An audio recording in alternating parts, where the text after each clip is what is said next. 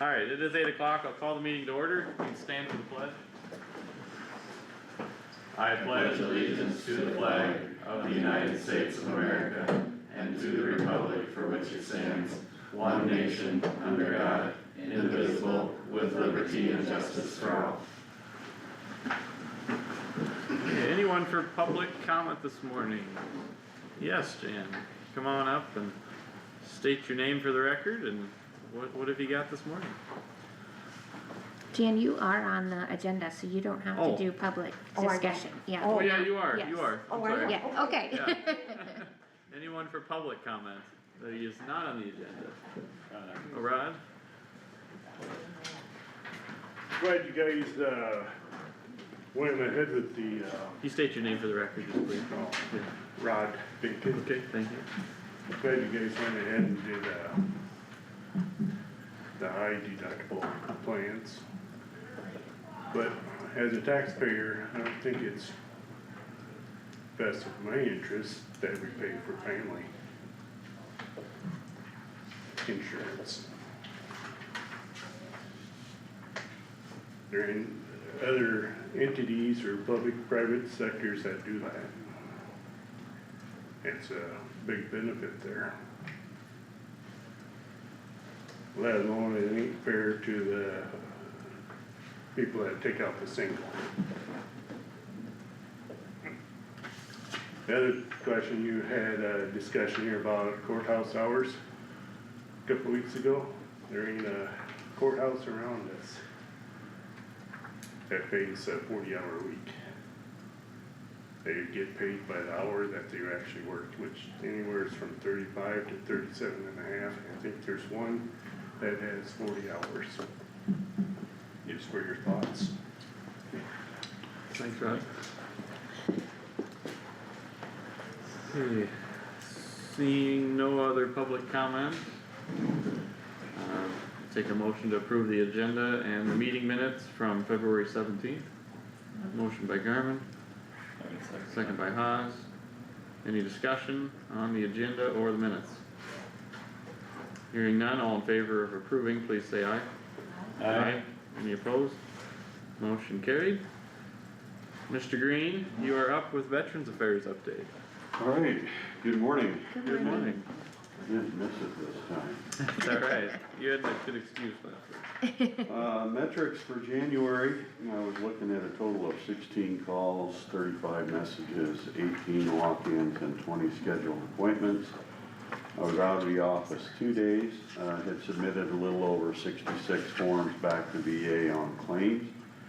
Currently managing 1,025 records. I've got currently 20 claims in the system, one that's ready for decision, 16 that I'm developing, one supplemental claim, and then 2 healthcare application enrollments, and then 2 CHAMP VA. CHAMP VA is the insurance piece of this for a family member if the veteran was rated 100% and passed. Or is still surviving, but that makes the family eligible for insurance. And 2 congressional submitted. Iowa Veteran Trust Fund, we have 1 submitted and approved year to date to help a veteran restore plumbing services to his residence. Working on another one for a vehicle and another one for dental for a veteran. Currently still have 1 veteran at the Iowa Veterans Home. We did get 1 home improvement structured alterations grant approved for a remodel for a veteran. The second one we're in the process of, and unfortunately he passed away, so that one will just cancel itself out. I was registered for the American Legion VSO workshop on the 14th of February down in Des Moines through the Midwinter Conference. I did attend that. I'm working currently on a slight schedule conflict with the mobile medical unit. We're going back and forth as to whether or not it's Monday the 2nd or Tuesday the 3rd. I had Tuesday the 3rd, they had Monday the 2nd, so that's my first phone call later this morning. Completed claims year to date since January. monthly awards, $3,601.34, and retro benefits of $4,591.75. I'm going to delve into the computer a little more and try and take some of those reports that are cumulative and identify them as cumulative and others within the current calendar year, just to kind of drill down and tighten that report period up. I did include with your packet, at one time it was called Senate Study Bill 3079. Now it's been renamed to Senate File Bill 2282, and it's by the Iowa Department of Veterans Affairs. So the 10K grant that we received from the state of Iowa, and then starting last year with the additional 3K grant for education, it looks like under the proposed Senate file now, they're going to change that, and if it goes through, what that means for the county is we're gonna lose that $10,000, and we're also gonna lose that $3,000 on top of it. The Iowa Department of Veterans Affairs, in working with the governor wasn't happy with Iowa's ranking in all 50 states and territories and tribal nations on the total amount of federal benefits that a veteran receives. By their metrics, Iowa was 47. By our metrics, it was 44. I don't know how they arrived at some of that. They then drilled it down to county, all 99 counties. Kossuth County on their list, I'm at 94. Find that hard to believe since I doubled the federal benefits in 7.5 years for a county of our size, even though the population decreased. Again, don't know what that means. It is the governor's wish, as well as IDVA in the current legislation that's written, to take that monies that we would otherwise receive in grant and use it as an incentive process. And so for those counties that do really good in the top tier, top 1/3, they'd all receive $15,000 in grant money. The middle would be between $8,000 and $10,000, and the lower counties between $2,000 and $3,000. Obviously, there's a state association of which I'm a member. We don't agree with that. We're against that the way it's currently written. American Legion, the service organization, is also against that. I believe Paralyzed Veterans is also against it, as well as Vietnam Veterans of America. The other thing is that they also want to, at state expense, create a software program, whereas all of the 99 county VA claims get funneled through IDVA down to VA. We think that's a bad system. They want to use that to monitor our claims. They have no business doing that, to be quite honest. The system isn't broke, don't fix it. Right now, they're saying, based on their legislative proposal, that in this way they can track the quality of our claims and they can report back to the supervisors and give them updates. Hey, are we doing our job or not? I got a little bit of an issue with that because I work for Kossuth County. I don't work for the state of Iowa. I'm employed by the county and I answer to my board of supervisors. The other thing is that we get into an issue with HIPAA and PII because, again, you're talking about a select group of individuals that are going to see files on all 99 counties if this goes through. The fact of the matter is, if they get cross-accredited by the VA in accordance with federal program, they can gain access remotely just like I do, and they can see by county if they set up the filters correctly what's going on. As far as tracking whether or not the counties are performing, again, they can get the stakeholder reports from the regional office in Des Moines, same as I do, that will tell you here's what the regional office brought in for that month and here's the breakout by county. Right now, Kossuth County sits at about a little over $500,000 a month in federal benefits being received by the county or by the veterans in this county. So if you do the math, I mean, it's right around 11 million by the time you're all said and done. So there's issues with that. I think it would be unhealthy because it creates competitiveness against the counties. I'm really fortunate and I'm blessed because, again, as a board, you guys have supported me without question on a lot of things. Truly grateful for that. But some of my sister counties who are at 20 hours, who rely on that 10K more than maybe this county does in my office, they're being hurt. And so when some of these decisions were made, in part, there was a lack of communication and especially on stakeholders to get their input. So where we're kind of at right now, we have our legislative liaison representatives, our leadership team from the state association, working with the House legislation and IDVA, trying to, come to agreements on some things. So I don't know where that's gonna land in the big scheme of things. But if it does go through, as I understand it, we would receive our 10K grant for this next budget year like we always have. And I believe also the 3K per school. But the following budget year, it goes into this incentive program thing and we wouldn't receive those monies at that point. It would be contingent upon their metrics as to who receives those various numbers in grants. And one of my issues is you haven't even identified the metrics by which you're gonna hold the counties responsible and say they're performing or they're not. So a lot of things kind of in flux there. I just wanted to call that to your attention, and I do know that in addition to some of the service organizations that are not in favor of the current legislation, I do know that Lynn County Board of Supervisors and Polk County are also not in support of that. Two of the biggest counties that we have in veteran population don't support it as well. But I honestly, I don't know if it made it through the funnel last Friday or not, but I also understand that even if it did go through the funnel, it could be attached to a bill that does. And so I'm kind of waiting to hear from our legislative team. The guidance that I put out to our district as a district director was to centralize all your questions, comments, and concerns to me, and I would elevate that to the leadership team with a lot of noise going on out there. Some of the counties are starting to lose focus, and it's like, look, you continue to serve your county veterans, to do your best in your departments to ensure that they get taken care of, and let the leadership team in the process take care of the rest, and if you have questions, send them to me. So with that, subject to your questions, I have one alibi. Would you be available on March 12th, the second Thursday, to swear in one of my commissioners? Kinda had a snafu. So. He said you were gonna be gone. Oh, you gone? Okay. That's No, but just the the day. You're talking Thursday the 12th. Yeah, we start at 4:45, so, before, or if it works for you after, that's fine. No, I'm working somewhere. You'll Storm Lake? You're in Storm Lake? I'm in Storm Lake.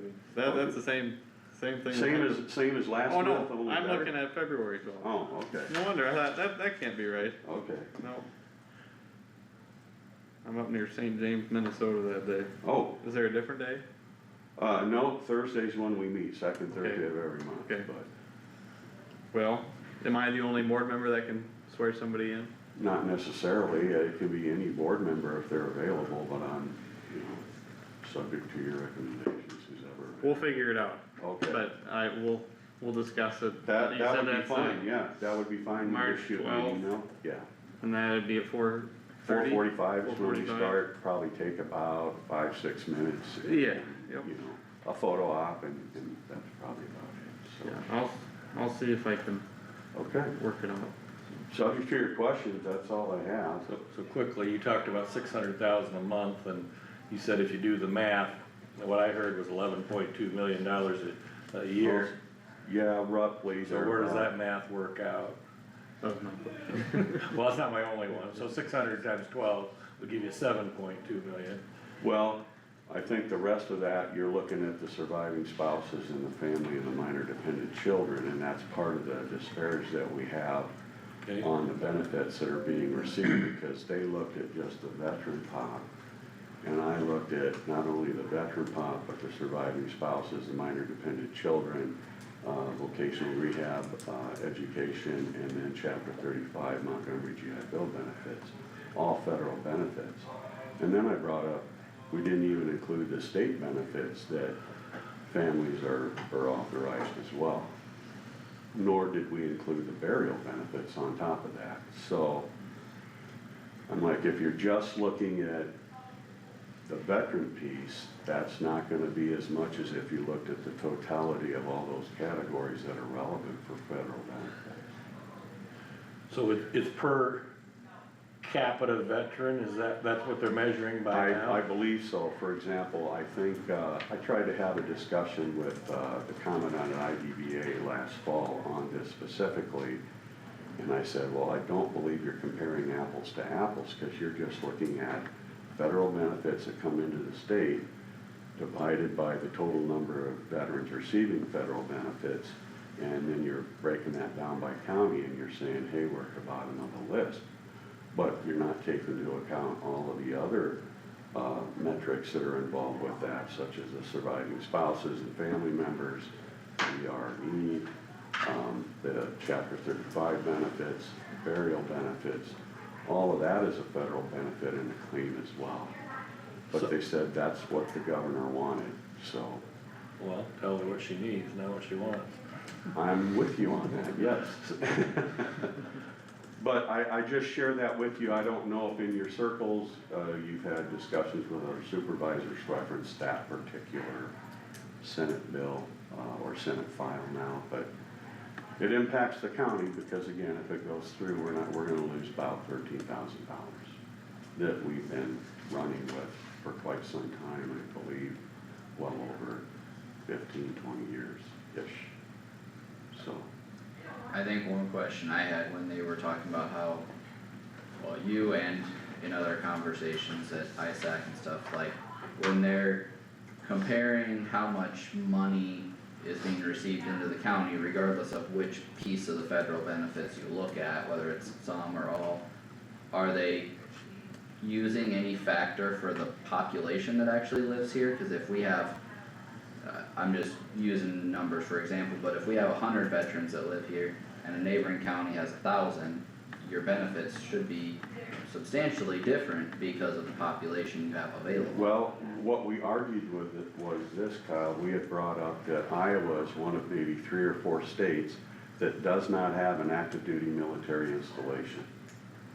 Camp Dodge is an Army National Guard, Air National Guard installation that trains active duty personnel, but it's not a federal active duty installation. So I had posed that veteran population question and saying, look, how does Iowa stack up against Virginia, the Carolinas, Texas, Florida, California, Georgia, Arizona? I said, typically, in those states, there's a federal active duty installation that's available. A lot of service members who retire, usually retire within the same area because of the job opportunities that are available. And their spouses, if they have them, are also working somewhere within either for the government, a government agency or state agency. So I don't see a lot of migration coming into Iowa for the beaches, surf, and warm weather. It's kind of the opposite where they're. We're restoring Smith Lake. Well, yeah. And then of course, you know, we cite the report that the federal government provides, and that's the GDX report. And some of the questions that were brought up on that is, even though we, you know, somehow, when is that report ran? And that's important because for some of our veterans before November, they usually are snowbirds and will head south and won't come back until April. So depending on when you pull that report, it's gonna be indicative of the benefits and the amount of monies that they take with. Did you take that into account? So some of these questions we don't have answers to, but that's where I was kind of leading with the apples to apples. Yep. And I even made it simple and said, how does Kossuth County compare with the likes of Polk, Johnson, and Dallas, where the veteran population density is 3 to 5 times higher than it is here? I can't compete with that just because of the numbers. Yeah, it doesn't matter what kind of job performance you do, you don't have the population to get there. But So- I asked you 2 months ago or whatever, how many veterans were in the county, and you said you didn't know, or and there was no way of knowing. I can only tell you the number of veterans who are receiving federal benefits. I don't have any idea as So, to the total you- population of veterans. I understand, but somebody better find out what the metric is what you're I gonna be agree. measured by. And, I mean, it can't be by gross dollars, it's gotta be per veteran or something. that Well, they're I'm gonna sure, look at. I think they break it down per veteran and whatever that amount is, then they rank the counties based upon greatest to least. And that's where in our case, Kossuth County, we're sitting at 94 out of 99 by their, But if they start with gross dollars, yeah, depending on how they look at it. You could- and I don't really know what metrics that they use, to be quite honest, but yeah. So, Okay. I know even on some of our annual reports that we submit to IDVA, they're having me use census population that's like from 2 to 3 years ago. That those numbers, where they say, well, here's the number of vets that are receiving benefits from 2 or 3 years ago, it's 820, and I'm like, well, I'm tracking 1,025 right now. I'm not sure I can make that argument.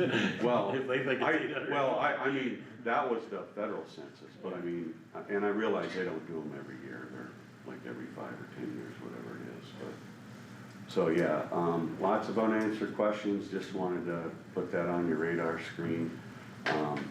If I get any updates or any significant changes, I'll be happy to pass those along, we can talk about them, but that's about what I know regarding that Senate file right now, so, Sounds good. all right, thank you. Thanks for the update. Thanks, Yep. Steve. Okay, next up, we have discussion decision Historical Society celebrating Kossuth County 175 years. We get to decide if we are? Yeah, we are Good- 175 yeah. years. Good morning. Good morning. So I'm Jan Rickey, I'm president of the Historical Society. I stepped down last year, but it seems like I got back into that role again this year. Funny how that happens. Usually I'm up here asking for money. I am asking for some money, but basically for some help. So first off, Kossuth County became a county on January 15, 1851. So we are 175 years old. So anyway, to kick off things for the Historical Society anyway, we are having a bean soup supper over at not Maggie B's, over at Bob's, over at Bob's Pie Shop. And actually the first bean supper that the Civil War veterans had was held here at the courthouse with about 500 to 550 people attending. So I thought it would be a good idea, we're having a bean soup supper, and then everybody can kind of look over at the courthouse. And we have some old pictures of the courthouse, and we have some information about the bean supper history and stuff like that. So anyway, so as y'all know, America turns 250 years old this year. We have that to celebrate. We have Kossuth County turning 175 years old this year. We have that to celebrate. And we have the Kossuth on State statue was put up 25 years ago. So at that time, we, I guess the supervisor, they came to the supervisors and asked if they could kind of get something going for Kossuth County's 150th year that year and stuff. So sounds like, from according to this booklet that we have, that the department heads kind of got together. The supervisors decided at that time to make it volunteer, a volunteer committee to decide what to do. And so sounds like the department heads here and the Historical Society worked together to decide what to do, and that's why they decided on the Kossuth on State statue. So, so that's what I don't know for sure what we all would like to do this year, but I think we should make it something pretty significant, because of this triple thing that's going on here and stuff. So I guess I'm kind of just asking if you could help maybe get your heads together, your department heads or whatever, and we can join you and see if there's some things we could do. Like I said, we're starting off with this bean soup supper, and I've already talked to the chamber, and they kind of indicate, I've talked to them, and they just kind of said maybe we could do something Founder's Day weekend, which would be close, I think, to the anniversary of the Kossuth statue, because I think that was like on July 13th of 2001. And if I looked at the calendar, I think the Founder's Day is always the weekend after the 4th. So I think I think the 13th would be on that Monday and stuff. So I think if we could maybe get something together, I don't know. I mean, I'm always about food and stuff, so I don't know. I thought maybe, get the pork producers together, maybe have a little picnic on the courthouse grounds or something, or just do something, but that's just in the back of my mind. I haven't, well, I have a board meeting, next week, with the, Historical Society, and they don't even know I'm coming up to talk to you, so, so anyway, I'm just kind of trying to get some things together to bring to them and to bring to you and stuff, so, I don't know, I thought some little things I thought about, maybe, like I said, Founder's Day, maybe do something special, maybe have a float, you know, for the band festival or something, or whatever, so, I don't know, there's a lot of things we could do, but I was just kind of thinking maybe if you guys could be in.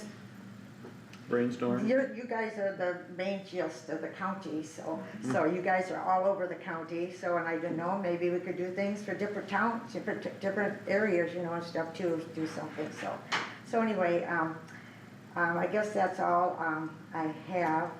There's this nice, dedication of the courthouse, it has a lot of history in it about the old courthouse and stuff, but that's actually a different date. We're basically trying to zone in on this 175 years, so I just like to present that to you and see if there's anything you'd like to kind of help us out with, or have any ideas you could get back to us or something. So, any questions of anything? I hadn't thought about it.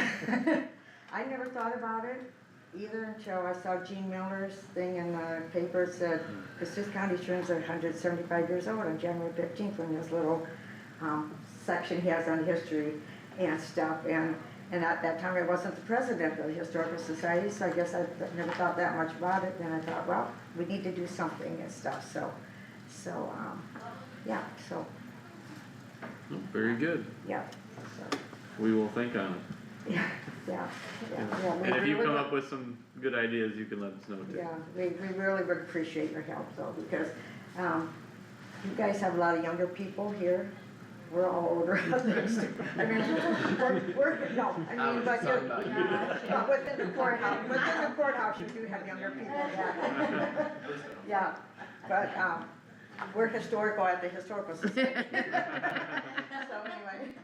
So anyway, I appreciate any help you could do, so, and thank you for taking some time for me, so. Yeah, Thank thank you, you. Dan. Thanks, Jean. Have a good day. You too. Okay. Discussion decision, family farm applications, allows and disallows. We've got a whole bunch of them. Do we have a 30-minute presentation on that? Yes, Christie is No, here it's and, pretty easy. If they had application, they're allowed. If they did not turn in an application, or if they turned one in that said non-family operating, they were denied. very good, we do this every year. Yeah. Yeah. Any questions on that? Otherwise, we can take a motion to accept the applications for allows and disallows.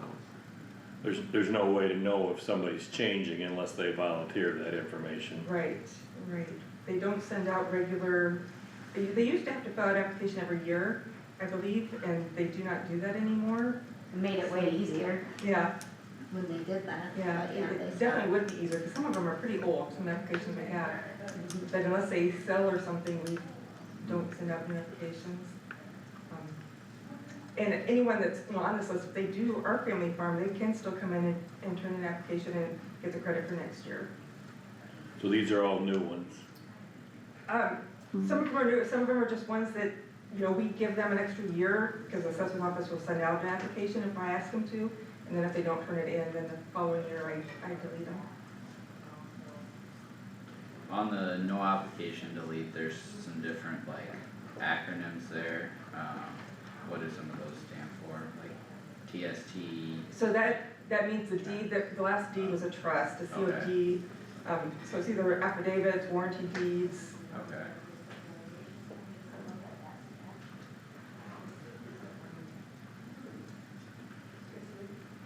Other questions? What's it amount, what's the deduction, what is it worth, a credit or deduction there? That credit, the last column is the credit that they get for the family farm, credit from the state. So that's the amount that they save on their taxes. I'm evidently not The looking. far right column, I see, it's far right, I'm not seeing it, okay, I gotta look for it. yeah, especially shows on the, well, yeah, it shows on, Okay, I see it.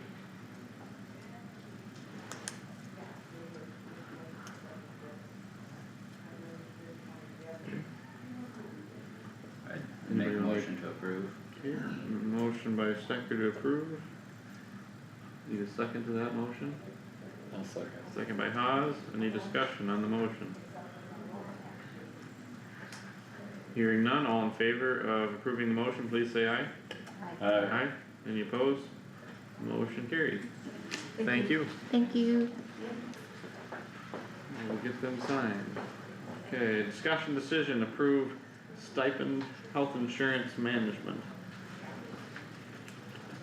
Amber, I think you requested this be on the agenda last week. I did. I requested it be on the agenda, just,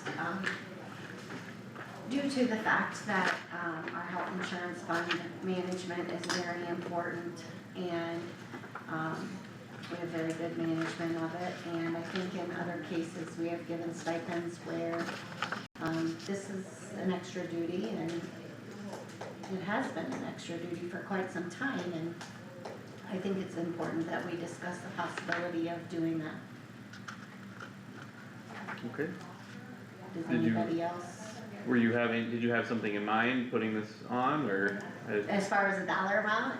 I didn't know what you were thinking is. No, because, well, I guess who does it all affect? You know, does this affect HR, does this just affect Doug, Miller?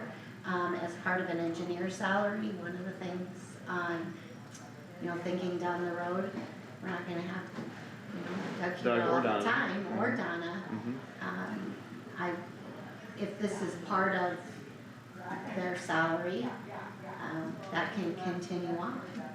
I think it might be hard for us to, hire an engineer and say, oh yeah, you also manage the health insurance fund, but you don't get any money for it. Probably not what you expect when you graduate to be doing insurance. And obviously, I mean, we have gotten by with doing that for several years. I just think it's a really big job and deserves some pay. And Melissa, also does handle a portion of the insurance duties Okay. too, in the auditor's office. I was curious, what, you know, how other counties are set up as far as, obviously, we're not the only county with health insurance, so who manages? Self-insured, I don't know. And we're not the only self-insured county either. No. And some are all self-insured, some are partially, some are just don't have self-insurance, I mean, it's all over the map, but Yeah. it was just, It's probably I 99 visit- different ways of doing it. I'm sure there is, but, I was visiting with supervisors from Winnebago, Worth, Hancock, Wright, and Humboldt, and I got the same answer from every county, is that all the insurance is handled in the auditor's office. Whether that was through an HR position that was in the auditor's office that did other duties, or whether, or some of them, just their payroll person, that's what she did. And, you know, like the duties that we're splitting between three, that was a role, or part of a role, none of it was a full-time job, but that was part of a role in the auditor's office. I'm not saying, let's go throw that on Melissa, but as we're thinking about down the road, Yeah, you know, how do we want to funnel that? I agree with you, I don't think keeping it as an expectation that, well, the next engineer that we hire, you're automatically gonna do our insurance too. well, I'm not saying I have a problem with that part, I mean, that's. I'm not what- saying you my do, or intention. anybody does, have Okay, a problem I with it, hope with an that engineer, but wasn't it my- doesn't make sense job duties wise, I mean, if you're gonna be the county engineer, to just assume the next guy and the next guy. I mean, Doug did it cause he was already in the office, him and Trish probably communicated on things. Well, and I think it's important to remember too, before we had HR, Trish was our HR. So there you go, Trish, yeah, yeah. Trish did the HR mainly, Right. between Trish and the Right. auditor, and working through that. So that made sense, then, And, yeah. and that's, And HR isn't part of the auditor's office anymore like it is in some other counties. Right, So right. it's its own department here. Which really none of those other counties had a HR standalone position. Yeah, it was all tied into the auditor's office if they had one. right. I know some of them just call them Mike Galloway or whoever too, but. So you're just thinking that it would be, strictly an HR, duty going forward if we ever need to get a different engineer? I don't know, it's just something to think about, because, yeah, in the next, I don't know when, you know, people wanna Because retire. right now, is But our HR part-time or full-time? HR is part-time, but it's a full-time position because general assistance isn't. Exactly. Right, So there you go, that's just another little hiccup in it too. right. Yeah, yeah, Yeah. food for thought, I mean, how, like you say, Doug and Donna are not gonna be here forever, so how do you wanna move forward, but that's maybe a different conversation than where you're going today too. Okay, well, I mean, I've said what I wanted to say, I thought it was important to bring up, but it Yeah, doesn't sound like anybody else is interested in the conversation. well, anybody else can make comments here. Well, I could maybe, see the logic of paying Doug, cause he's carrying a lot of the load, but I don't think that's the way it should be set up long-term. I mean, if you're gonna have an HR person, I think the HR person, you know, needs to, that's part of their job. Everybody, you know, everybody knows Doug's comfortable, you know, with it, cause he's been doing it. Doug's articulate, everybody says Doug's a numbers guy, that's all true, but that's not to say that the HR person couldn't handle, not only the person now, but in the future, couldn't handle the job.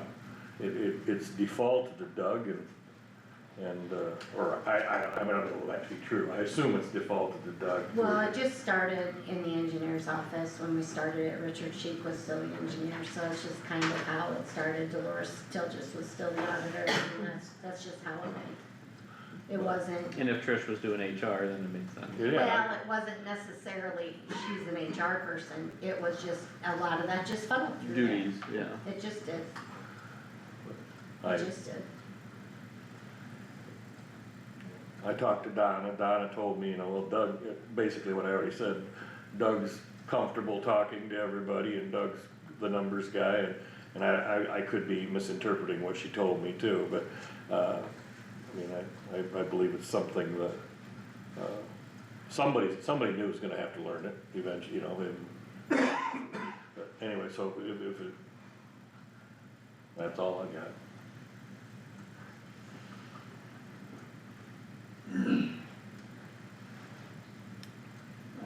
I guess I would say I'm not entirely against it, because, I mean, there is a lot of work involved in, you know, putting all that information together, you know, working on doing projections of, you know, where we're gonna be at, what we need to do to get there.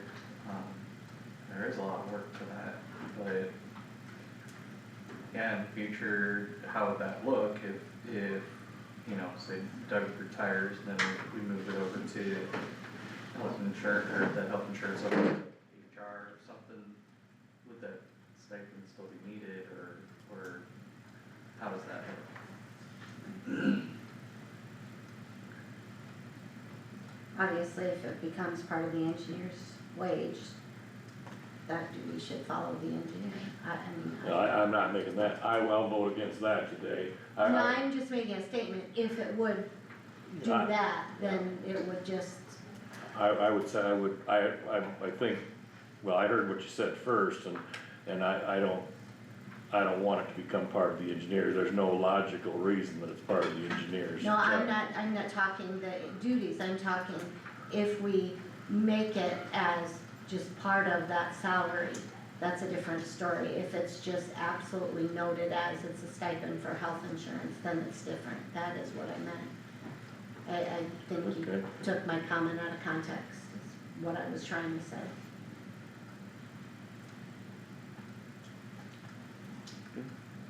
Well, we can roll around the conversation all day, I mean, does somebody have something in mind that they were wanting to make motions on, or otherwise? Otherwise we move on, or we have it where we think about it and come back and have a different discussion,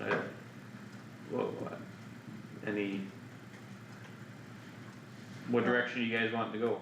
Well, I was, hoping they would kick around some kind of a number, but doesn't sound like anybody wants to. So there's really no sense. Okay. I mean, if it's not gonna be a productive conversation, I just don't wanna have it. I was just asking for motions if somebody had something in mind, so. We certainly can move on. Okay, well. I guess we will move on from that discussion then. Discussion decision to accept recommendation from planning and zoning on solar ordinance and set date and time for public hearing. Good morning, Corey. Morning, how you doing? Doing well. Okay, so we have a recommendation then, and go ahead. Yep, the recommendation from the Planning and Zoning Commission, from last Monday's public hearing meeting that we had. And they had some changes to, the ordinance, which I sent out in that email that Maria was on, I sent that to everybody, I don't know if everybody's seen it or not, but it seemed like they were okay with everything except for, let me see where it is here. I don't know if you want me to go through all these or not. If you wanna just read the changes that they wanted to make. Okay. I know a couple board members weren't at that meeting. Yeah. So on page 5, letter M, it was, a permit fee of $1,000 per application. And they changed that to a permit fee in the amount of $1,000 per megawatt per application. So if it's their scenario, if it was 7 megawatt project, it'd be $7,000 permit fee versus just a single $1,000, which. And then, Might wanna remind, the metric they were using was 7 acres today's Right. figure was 7 acres per megawatt was a rule of thumb, so if you were gonna have you pick the number, you can do the math, but you're gonna have a 80-acre project, you might have 11 megawatts and it would be $11,000 in that instance. right. On same page, page 5, Article 5, subsection C, where occupied residence within 500 feet, there was some different numbers that were brought up. They decided to leave it at 500, but put a waiver agreement on that. And then I noted that the waiver agreement language had to be added into that, which I sent all that to Maria with all the notes and whatnot. And then the next one, D, it was the property line 50 foot, and they changed that property line to 100 foot. And it was,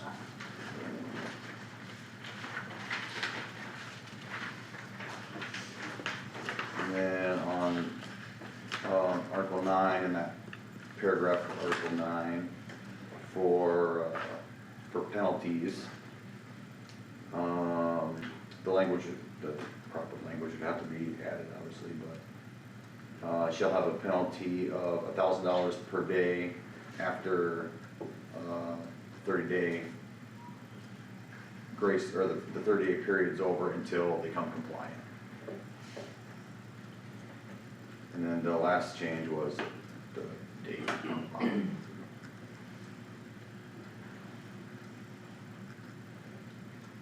Okay.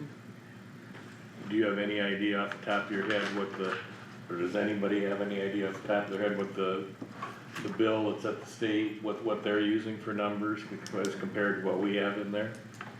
Not the numbers. And that hasn't even left committee. Right, I understand. Yeah, thanks.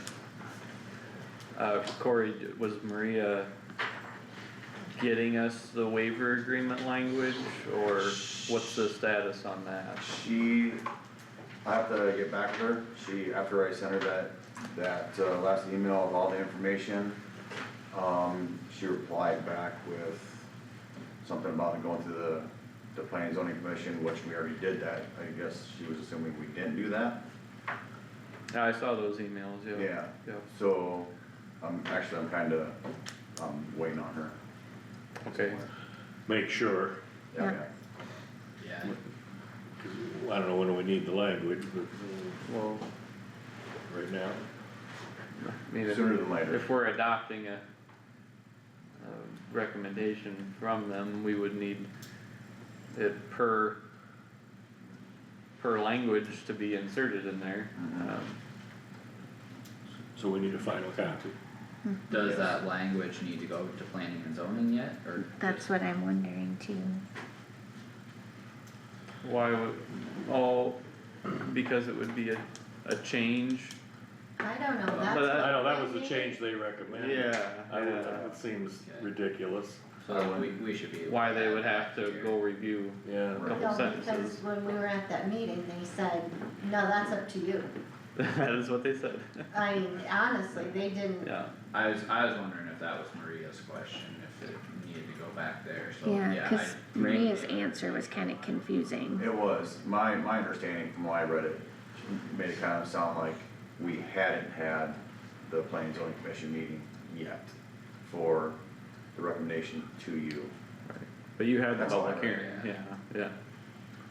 Yeah, we already did the public hearing. Well, So we should be able to accept the recommendation, set time and date today, right?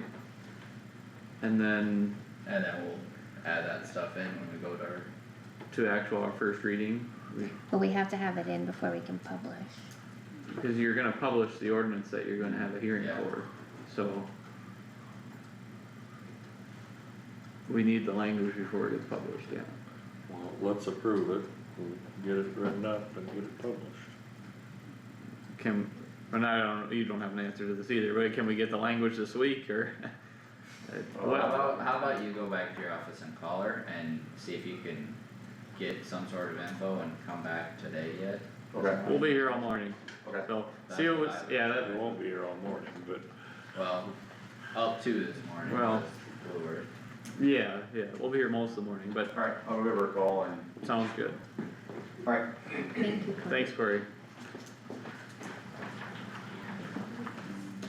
Okay, we will come back to that then. Do you wanna give Doug a call, Howard, sure. please?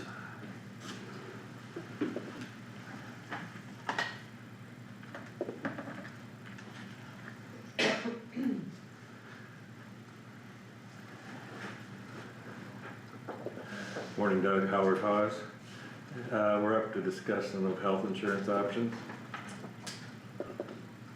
I'll give her a buzz. Yep.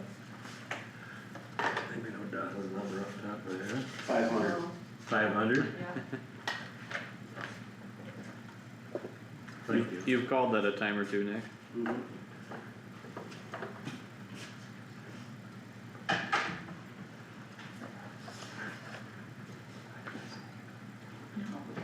Don't ask, you just. She's not answering. Okay.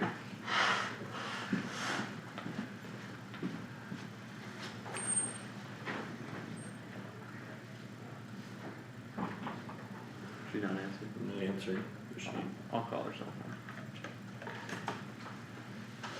I think I'll go get some water while we're making calls and meetings and everybody.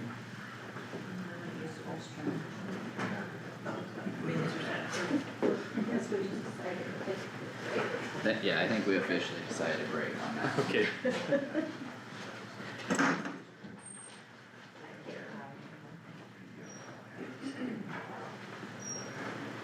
Yeah. She didn't answer. Yes, we did. I didn't leave a message, so.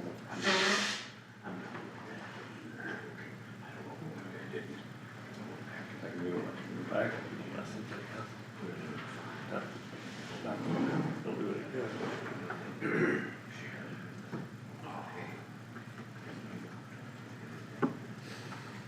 Good.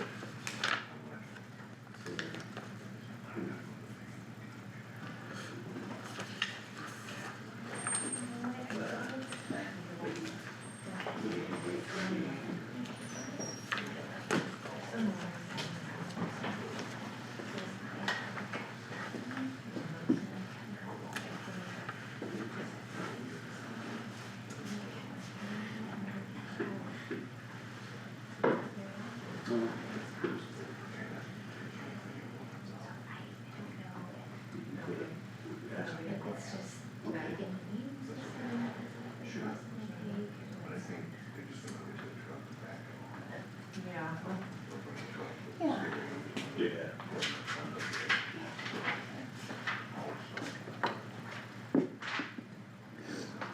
I think I'll scan this into everybody, I'll put it on the bulletin board downstairs too, and I'll probably put it on our Facebook page.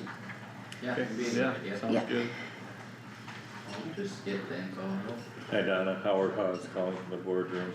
We're gonna be talking about health insurance and Doug is on his way up, I wanna know if he can come over. Thanks. Did anyone get hold of her? No, I called her cell phone.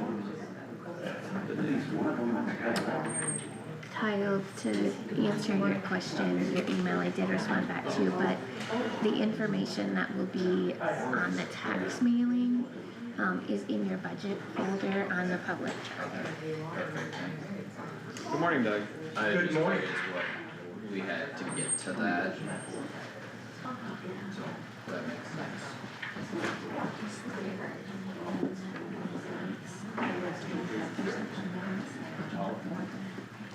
No, there's nothing right now, it's just a rule of thumb. Okay, yeah. How are you doing? Good. Yeah.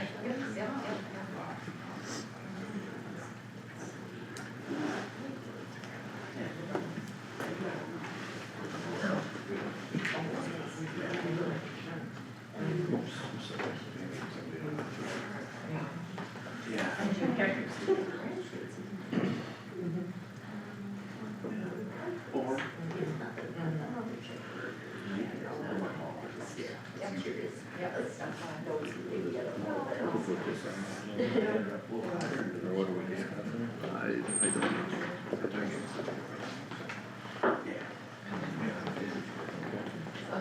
Hi, Josh. Good. Yes, correct.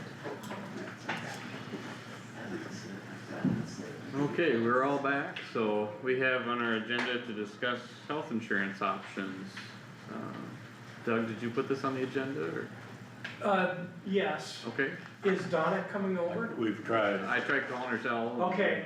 Yeah, Just to bring you up to date a little bit of what's going on, we're in the process of moving towards a standard insurance option and a high deductible health plan option. We are, making some amendments to the standard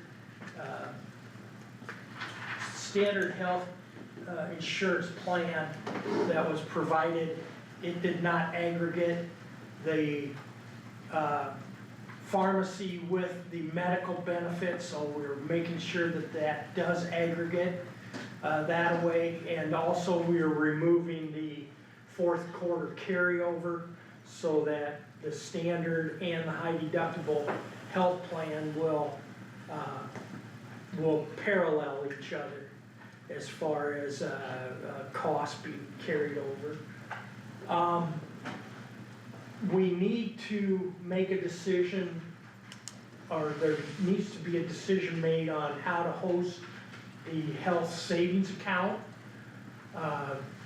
Donna has visited with local banks, local lending institutions. They do have those options available.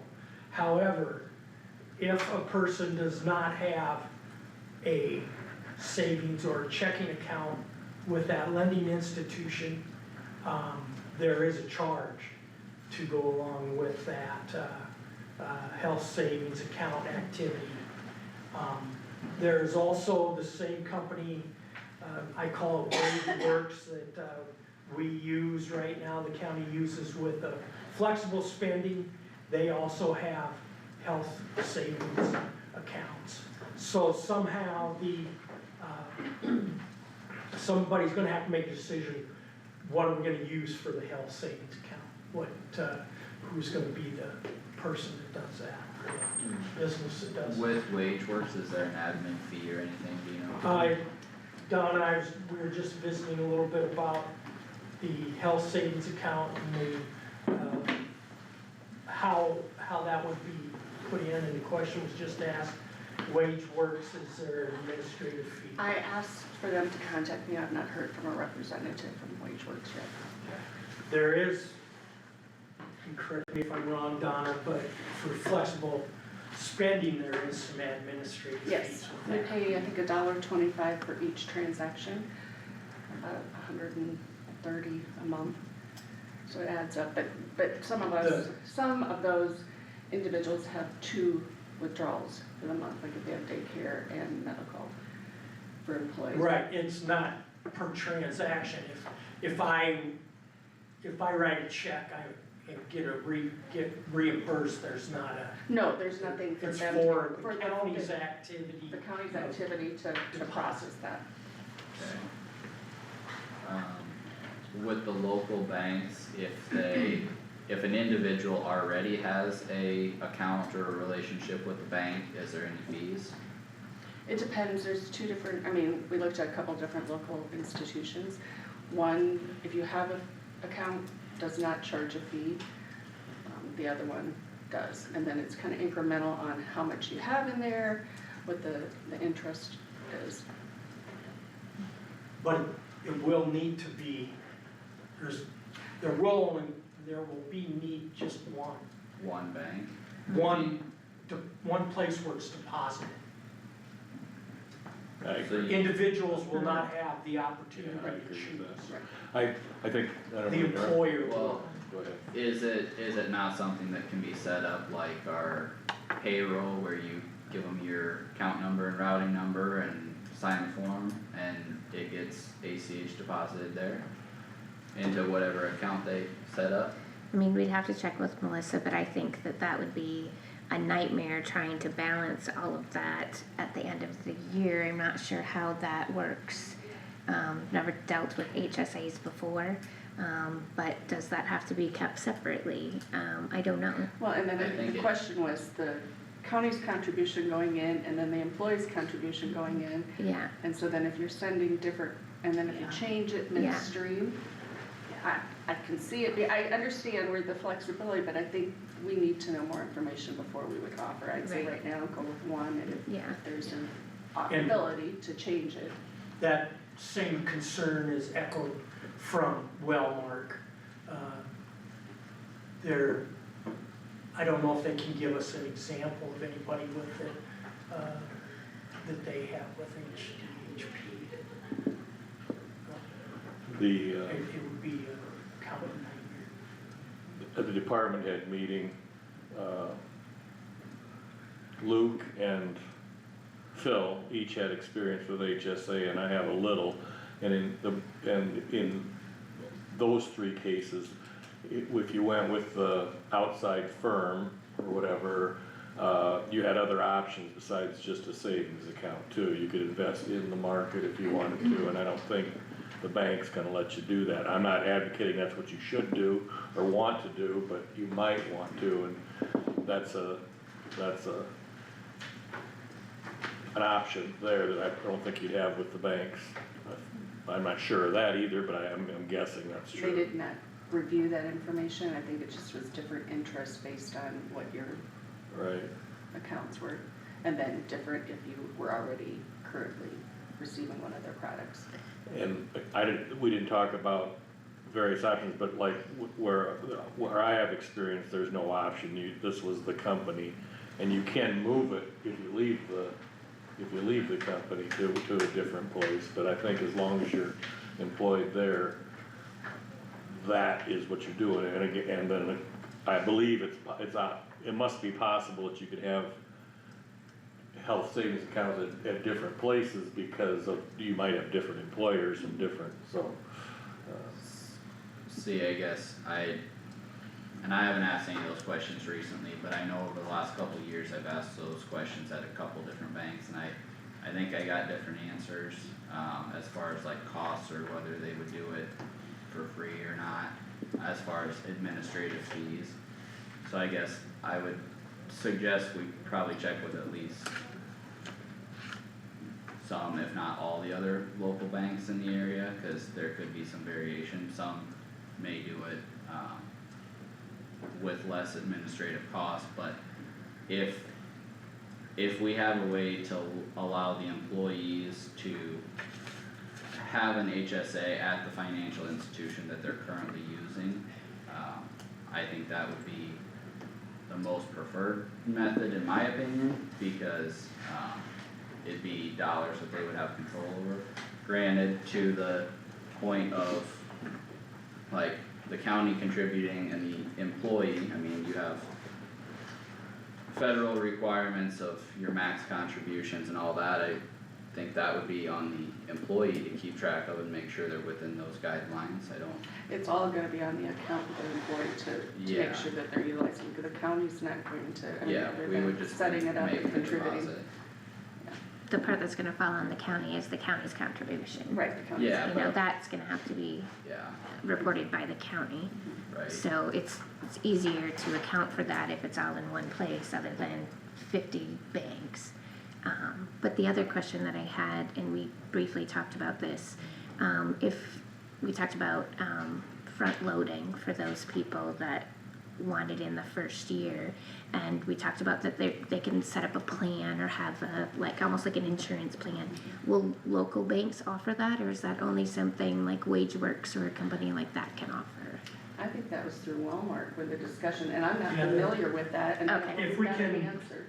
I mean, first of all, we gotta figure out this HSA before we start going too far. Is it the board's desire then to continue, having research done to try and figure out where to put the HSA? I would say, Yes. I don't think we've ever wavered on the fact that we're offering that as an option. Well, I mean, we have one spot. I mean, if you, what would you like? You want us to keep on talking to all local lending institutions? I mean, give the board of supervisors, please give us guidance. I've heard the one, now Howard said yes, that you would like more research done. So, and My opinion will be, I think answering your question, sorry to cut you off, but it's gotta go to one place, and there's gotta be that employee is gonna call or ask, you know, what's my, how much, I don't know how you limit, you know, if they try to set up that they put over what they're allowed, but maybe it is on the employee, maybe it is on them to understand the rules, but I don't know, no, it's fine. Is that something we're going to get guidance on, because there must be rules? I do not know a lot about the HSA at all, I'm admitting that, but is that something we'll give guidance on when we're doing a presentation, like here's your maximum you can do every year, and here's what, okay. That is a frequently asked question that will be answered during, and we haven't talked And those are all about this set yet. up federally. Yeah. What we, yeah, Okay, so I would think, but I don't wanna quote them, cause no, it's always moving. no, so I think that can be handled, but I definitely think, in my opinion, it should be one. I can't imagine then we know this is the one place it goes. If an employee decides to change their banks, then we're not worried about that, I mean, because their HSA is still at this bank. I mean, I think it needs to be one bank. And then it's So the same for everybody, you know, the fees are the same, the interest is the same, it's just easier if it's at one place. Well, if there's questions, it's easier to, I mean, even though we're supposed to be giving general questions, but at least you know what is going on in that location. So I'm still waiting for health equity. We've checked with a couple of local banks. If there's other banks that you want us to check, cause I don't know if I can call around to every single bank in the whole county. No, I just think local banks is fine. I mean, you call a couple, and not all banks probably offer this year. I don't know enough about it either. Maybe it sounds like it might be a pretty standard offering. Is it? Yeah. Okay. I'm I don't, sure. Yeah. So I just did a quick search on the contribution limits, says self-only coverage is $4,400, up from $4,325, family you can contribute $8,750, up from $8,550 in 2025, and there's catch-up contribution for age 55 plus is $1,000 initial, and those limits include both your personal contributions and any contributions made by your employer. And that's a year. Per year, yeah. Yep. So those limits would be above our,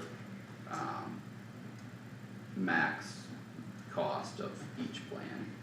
But that's what you can contribute per year, not what you can have in that account, correct? That's what you can contribute per year. Yeah, Yes. there's no limit. No limit on There's what no- you can have. There's no Okay. limits on. I don't know, I'm still learning how this Yeah. works, so. Yep. yeah, and that year will start calendar year? Well, it's gonna Yeah, start, it'd if be you, calendar year. that's a question, if you're gonna start Well, July that's- first, Yeah. if the plan starts July first, can you do a full calendar year's contribution that year? I was gonna say, I assume you can, but you don't assume anything, you know? Yeah, I got the impression that you could, but I don't know how they Couldn't? figured that, could not, but again, I'm just saying what I've looked at. Because you weren't enrolled in a high deductible plan, they must Okay. prorate it, but I can't guarantee that. So who do you even ask for the answer? Well, Mark? If you have somebody that gives you financial advice, if you have somebody that prepares your income taxes, ultimately, those are the people that need to be, that question needs to be asked. I would not venture to even try to answer that question, however, we would give some general answers to that, which was just read. I'd be very disappointed if Wellmark can't answer that question. Yeah. I would say I've asked the question, and that's the way they say. They 'Cause say, it's your go own- and go find out yourself? No, yes, because it's your money, it's your savings account, it's We're yours. not gonna have much of an informational meeting if somebody asks that question and you say, We go will find out for give yourself. we will give the general answer, which was, I do have that information. Well, let's not dissect this down to we can't do this and we can't do that. If we're gonna do general, let's do general and let's not make it difficult. Let's not make this a big issue here today. Okay, Let's go on.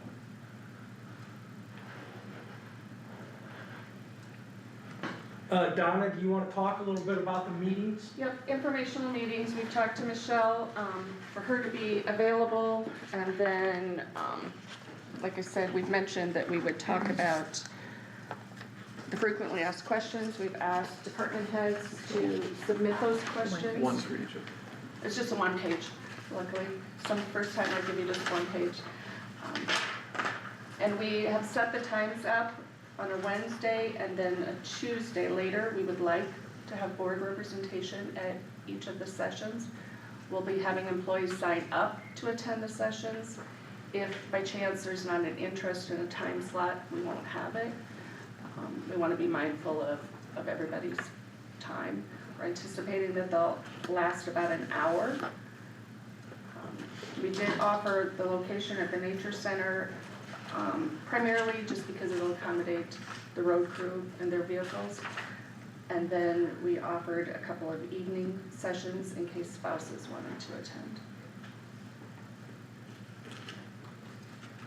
I've got to delete that second bottom sentence too. I moved it. You're going to delete it? I'm going to delete that, because it's twice, if there's not sufficient interest, because it's already up here. Okay. I moved it because I thought that would flow better.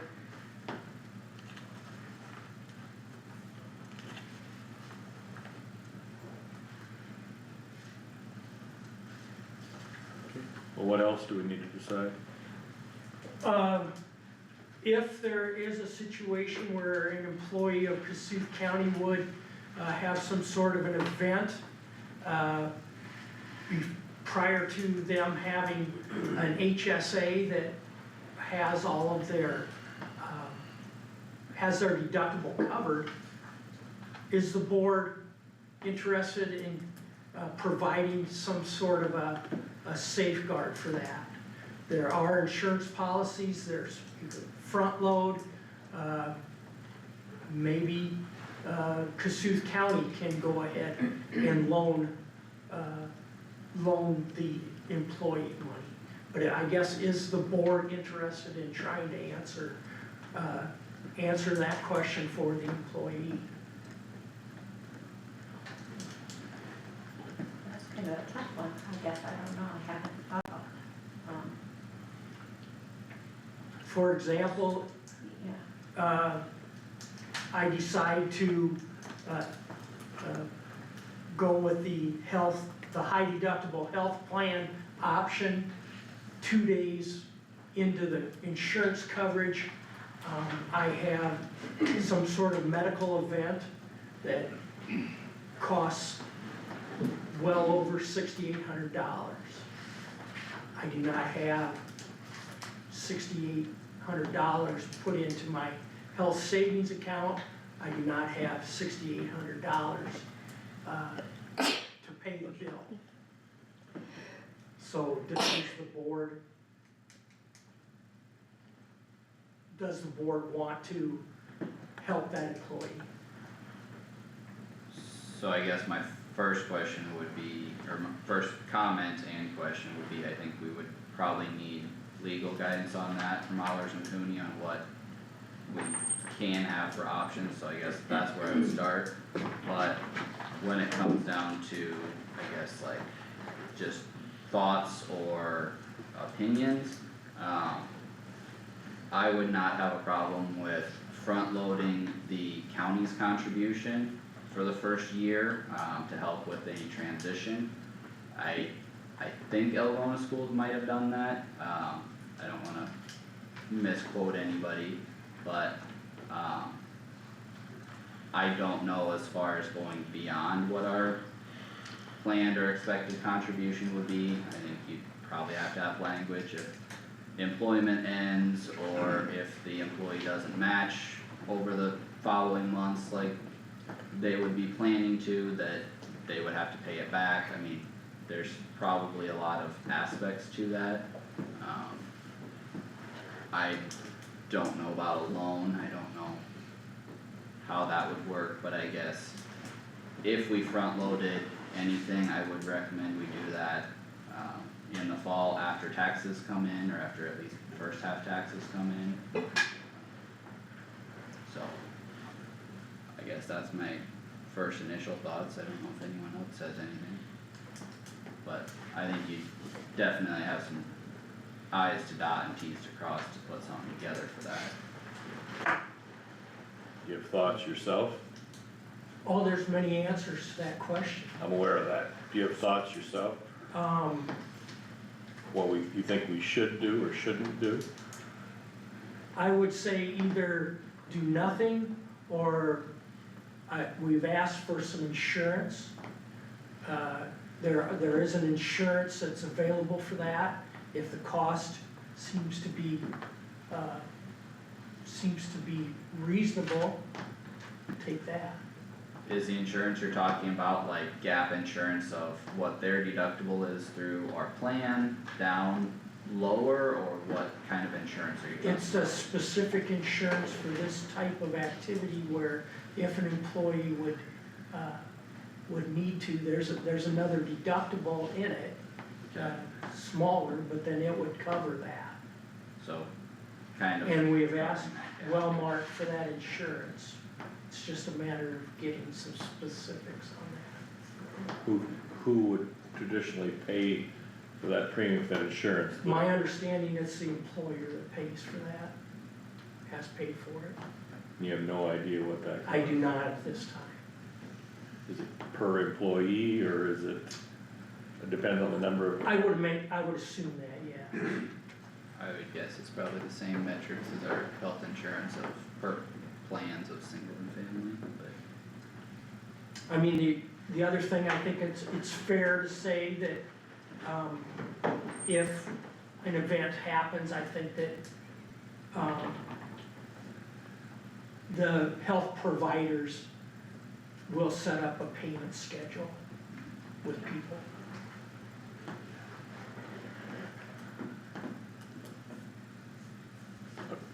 Just to add to the conversation, I'm willing to think about it and see what everybody comes back with for recommendations, but I don't think I would wanna be in the business of making loans to employees to cover their health bills. Myself, that's my first blush. As far as, I'm not against, front loading the contribution. That's what happened where my wife was employed, they did front load it, the first month or two of the year, it was $1,000 and they put it in the account. And I think you're at risk, the employer is at risk of losing that if they, I don't know, I guess I don't know that, that never came up, you know, with the flex spending, you can spend more than what you have in your account based on, is that right? You're flexible, you will only get that reimbursed, that amount that you've contributed, you can get it earlier prior to you. Right, so what having happens contributed if you leave employment and the full. those? 60 days to use that balance. No, what if you Well, that's a question we've had, and we haven't encountered it, but yeah. Where I've been it's involved. It's a reality. Yeah, where I've been involved in the past. Well, if you, like with the flexible savings, let's say I put in $100 each month, January, I get glasses, withdraw 400, and I leave in February, I haven't contributed that full amount. We haven't ran into that, we've had more. I think there was once. Was there one? I haven't then, I guess I Yeah. haven't. We've had employees that knew they were going to leave, and the system did allow us to stop their contributions so that they wouldn't have, like for that last month and a half, have contributions. But yeah, that is a question. It's a possible flexible spending, and, I would Yeah, assume that it's a risk that, Kossuth County would take. I agree with With you, the I think front load. that's what happens if you front load, I agree with that statement, you know, it's a risk you take. If you front load it, that's a risk the employer takes. And again, I think I said, I wouldn't be against front loading it, assuming the cash flow works, I don't know. And that's why I said around tax time, because you have revenue coming in. But again, it's a match, they'd have to sign up for the match, for sure, and again, front loading it the first year would be $600, cause you're only gonna match, if it starts in July. Yeah, or if you get a new employee, or Right. people have open enrollment for, I'm not trying to dictate, I'm just trying to think out loud. no, that's fine. I'm thinking if I'm walking into a high deductible health plan, I know switching to that coverage that I'm at risk for that deductible. And so the HSA only is there to help with that. It's not a replacement for my deductible. It can be, if you build it up, but I understand when I'm switching to that plan, that this is my risk. And if an event happens 2 days into my health plan, I understand the risk and I'm gonna be prepared to deal with that, or I'm not, but I mean, it's that I feel would be on my end of preparation, and if I'm prepared to join that health plan. That's, I mean, yeah, I'm open to conversation with it, if you guys wanna front load it or whatever, but that's how I'm viewing it, is I understand the risk going in. But, And I understand that thought, but for some employees, they feel kind of forced into that because the numbers make sense, because it would actually be saving money, but they're fearful of what happens in that first couple months. So yes, I understand that, and they understand that too, but I think some of them feel like that is the best option for them because of the $400 a month they'd be putting in if they stayed with the traditional. And so this is the best option financially, but yet it's scary knowing that something could happen. no, I get that. Yeah, and I can definitely appreciate that. I think whether I've said it before or not, I can't say for sure, but I think the reality is the market has incentivized the change between the plans more, I would argue more than we have even as a board, but there is a difference between the plans, but there's a cost, and I guess that's one thing I've tried to advocate for consistently for this discussion of changing and having the high deductible plan as an option is it gives the employees more choice or control over where their dollars go, whether it's towards premium or towards an HSA or anything. So I guess there is a risk, but there is a reward there, but I would just reiterate, it is very much market driven, and it's outside of this boardroom even. So what's the question you need answered today, as far as this topic then? Well, it does sound like the board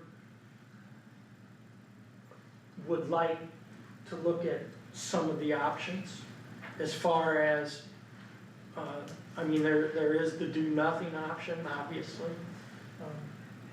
So I guess if you can we'll get that insurance, find out what the insurance costs and. but by the time, is March 25th is the first meeting, is that correct, Donna? Yes. So by March 25, we need to get that decision made. How that, if that will be, because that is a question. We have a list of, is it up to 3 pages yet, Donna? It will be, because I didn't add the Oh, I'm last sure it ones. will. Yeah, But right now, it's over 2 pages. yeah. Well, it's 2 pages and the answers aren't answered to some of the questions, the questions are just there. Right. And No, that's good, that's the point, is. we are get gonna questions. have this agenda topic every week, just in case something comes up, so that you guys, so I was it can be thinking the same discussed, yeah. So until we Keep on have, top of our yeah. questions and answers and make sure it's fine tuned. Just to throw out another point to the discussion, or possible thing to the discussion, is it possible, and everybody may be just totally against this, but is it possible to set it up as a match as it comes, but if somebody runs into a situation, which I'd be the first to admit, it doesn't take much of a situation, but we would advance the entire $1,200, or up to the $1,200 at one time if somebody ran into a situation. And I realize with a $6,800 deductible, $1,200 is only a small portion of it, but And I guess I would call that the loan. up to the $1,200 or the $6,800? No, this 1,200. Okay, so we'll get some information and come back and maybe next week make a decision, or 2 Okay. weeks, or. We'll see, I'll see when we can get that insurance part of it. Okay. And I guess just another point, following up to the informational meetings that are in March, open enrollment, secondary roads, we will have that on the 24th. That's their safety training day. We've historically done that. And then tossing around having May 5th as our open enrollment date for all others.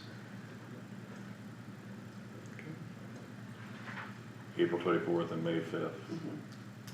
But the first 2 meetings will be the informational, but that's the dates I'm looking at. I have to confirm that everything's available. I know the 24th is fine. I'll have to confirm that, like, the election center's available.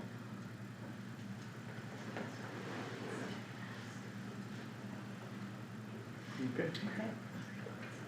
Is there anything else? I don't have anything. For now, yeah. All the questions you've got, does Wellmark have a frequently asked, is it a combination of the two, or did you go down that route, seeing if they had a resource pre-printed? We have asked, and some of the questions I did not get, we can ask if they have something available.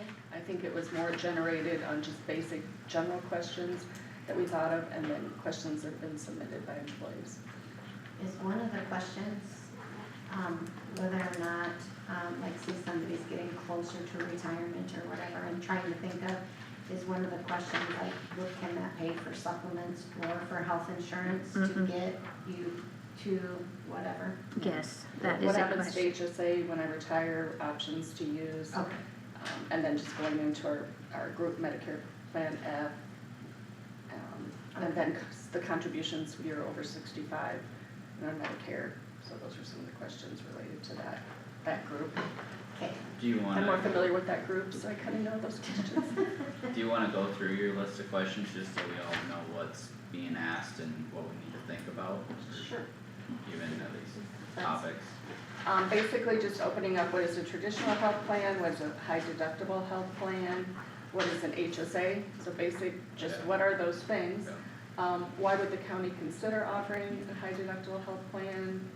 What plan might be better for frequent health care users? Which plan might be better for employees who rarely use health care? What should employees consider? Does preventative care cost anything? Do the plans meet credible coverage? How does an HSA work? What are allowable expenses and who will manage? How can I contribute to an HSA starting July 1st? I have an HSA and an FSA, then going into the limited FSAs. Explain eligible contributions in the county match.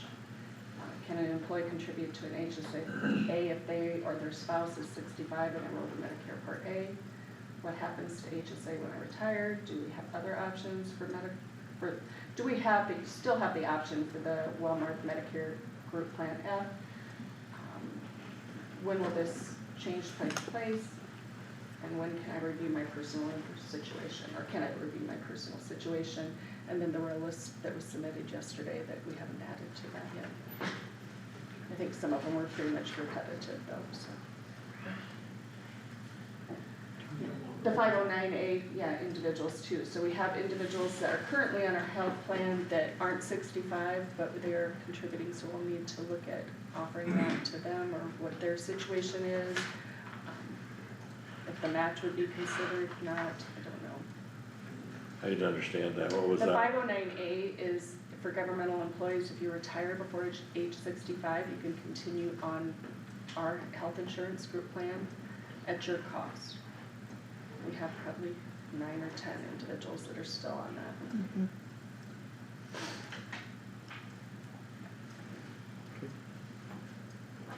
Somebody needs to, I'm not saying it's your job, but somebody needs to look into I think the deputies are the only outside, employee agreement, but do they go with the whole county plan, or do they stick with what was agreed to in the contract? And we'd have to look at the union contract to see how that, Somebody needs to do that, yeah. if health insurance is talked about at all. I don't know if it is. I know we said that we wanted the deputies to be on the same plan as the rest of the county employees, but I don't know if that carried forward in that I don't remember health insurance being in there, but we'd have to Remember look. discussion about that, Because I I don't- think it was that they were going to stick with the same as the. benefit packages the county offered, yeah. That's what I thought that was our intent, but I don't know. Mhm. It won't matter what our intent was if it said something different. Okay. Well, we'll continue the discussion in the coming weeks then. Thank you. Doug, are you prepared to stay for Sure. right away? Okay, Yeah, I brought it. alright.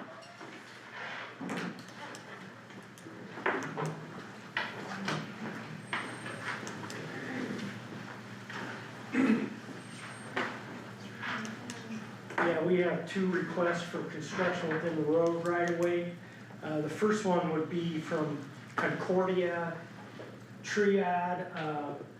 There is right to the south of Burt, there is a cell phone tower, and they're trying to hook up with another fiber optic provider, so they are simply going from their tower with fiber optic cable, and they'll be installing right to the east of that tower in the west right of way of 120 Avenue. They will be installing a box there to put their conduit and join everything. So a fiber vault and fiber in conduit. I would recommend that the board would approve of this request. Motion to approve. Okay, motion by Garmin to approve I'll second right-of-way construction. Second by Wactor. Any discussion on the permit? Hearing none, all in favor say aye. Aye. Any opposed? Motion carried. And then the second one, Iowa Lakes Electric Cooperative, they are removing a mile of overhead line along the right-of-way of 90th Avenue. This is the west road right-of-way between 410 and 420th Street.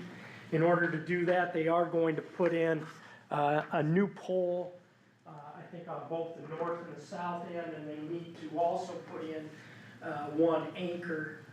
So this would be a removal, and then all the work that would go along to, I think on the south side that goes west, and on the north side it goes east and west. So the work that needs to be done to do all of that, and again, I would recommend approval of this. Motion by Stecker, second by Wactor. Any discussion on the permit? Hearing none, all in favor say aye. Aye. Any opposed? Motion carried.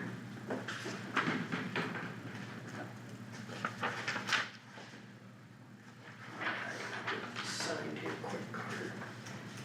Sure.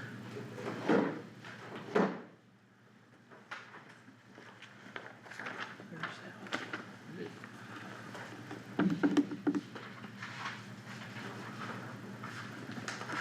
All right.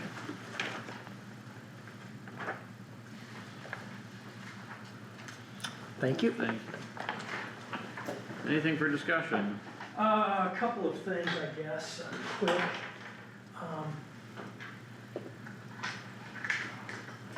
At our county engineers executive board meeting, there was some discussion about the Senate bill for property tax rework. And part of that is indexing the fuel tax. And the county engineers have looked a little bit of the effects of that indexing. My understanding is that the language in the Senate's bill would be that the road use tax fund, the gas tax would go up 3%, or the consumer price index, whichever is less. 3% increase would equate to approximately 1 cent per gallon of fuel, and is estimated to generate about $22 million additional into the road use tax fund. Counties receive, Let me stop there a minute, I missed something. 3% increase. Increase or in what it is CPI. now. yeah, 3% from what it is. Okay, I'm sorry. This is 30 cents. Yes, I apologize. So about a penny.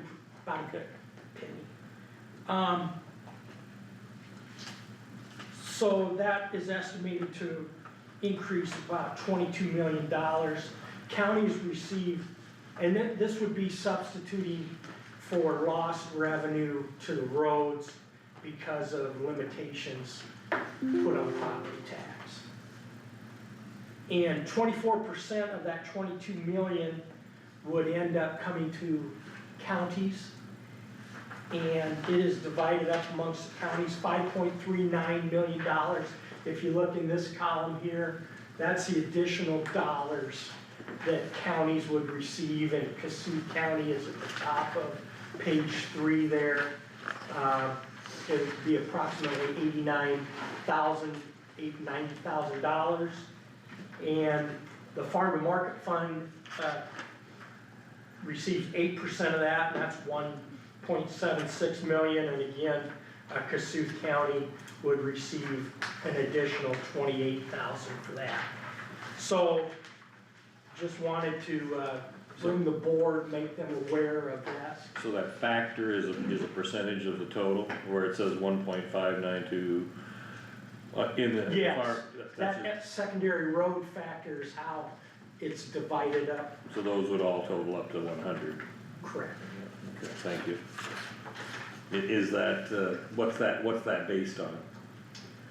A lot of things, Okay. number of farm to market roads, number of total roads, number, bridge deck area, population, there's a lot of, And the regular one would be the same way?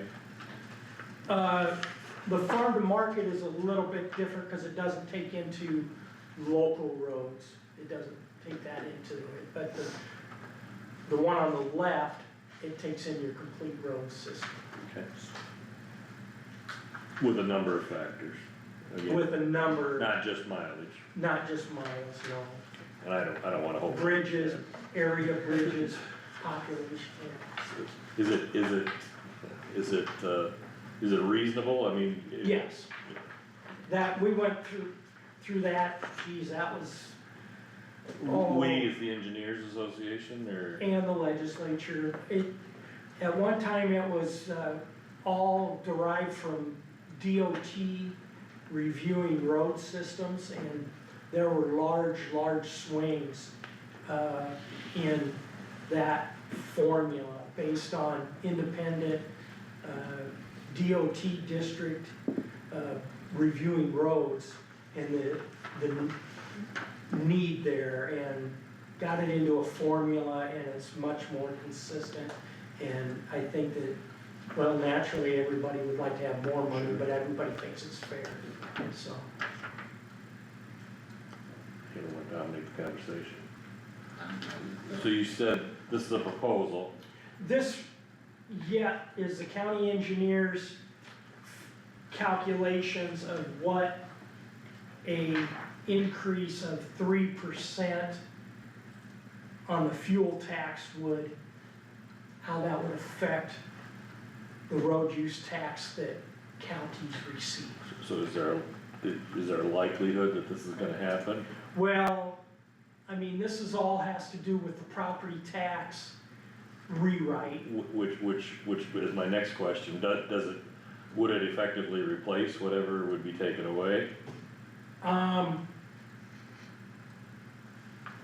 We don't Don't know know yet, I guess. exactly how the That's fine. property tax, and this is only in the Senate's version, not the governor's or the House's. But it does depend on how the property tax.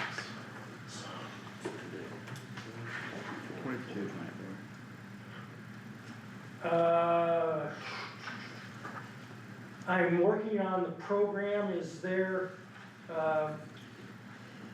will there be any extra money for road construction in fiscal year 2027 from urban renewal, the increment financing. I assume, it was like, Well, we gotta finalize everything today, but that is the plan, That's gonna be right? finalized today? Yes, Okay, yeah, we're about trying to finalize the budget today. well, I won't take up that time then. Okay. And we did have a good meeting with the Kossuth Waste Management Association, so that is completed. Other than that, Sway City, we've completed interviews and waiting for some review, background information on a candidate there. So hopefully we'll get an offer out this week. That's all that I have. Very good, Very good. thank you. Let me call Corey quick, if you want me to call him. And he popped in. Doug, are you going to the meeting in Blue Earth today? I'm gonna just go, I'm gonna be virtually Okay. gonna attend, Okay, so. sounds good, thank you. Hey, we are ready for you whenever you wanna come back. Alright, thanks Corey. Goodbye. Well, we can go to auditor discussion while we're waiting for Corey then. Okay, so, drainage, as far as bids for spraying that you guys get every year, do you, remind me how that works? Do you, advertise for that, or, and if so, when does that happen? Cause I have an interested party that wants to submit, bids for the spraying.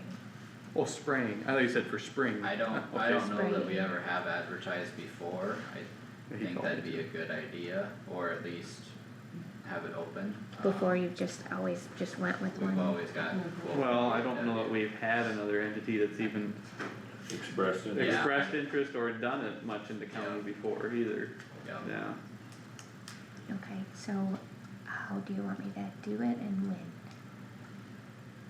trying to think on the timeline of that when we typically do When those. do we normally have B and W come in? It's usually about now, I I think. was Yeah. thinking it was end of budget and. Around budget beginning times, of yeah. spring. So I learned last year, kind of after the fact, that I know they spray a third for weeds, but they also treat part of the county for trees or whatever. Is that through us or, Yep, and what? thistles. Is that through us or is that through the road department or how does Well, it, who manages it? It's all through the board, but like, the quotes for secondary road and stuff, Doug has that, and I mean, yeah, he's got the map with each third and, For spraying the road. yeah, for that type of stuff, so. I mean, we still approve all that at the end of the day, but It's not in his budget. it would be in his budget. Yeah. Well, let's hit pause there for a second. Corey's back. What'd you find out? Call Maria and she will add the wording, to the soil ordinance for those two areas.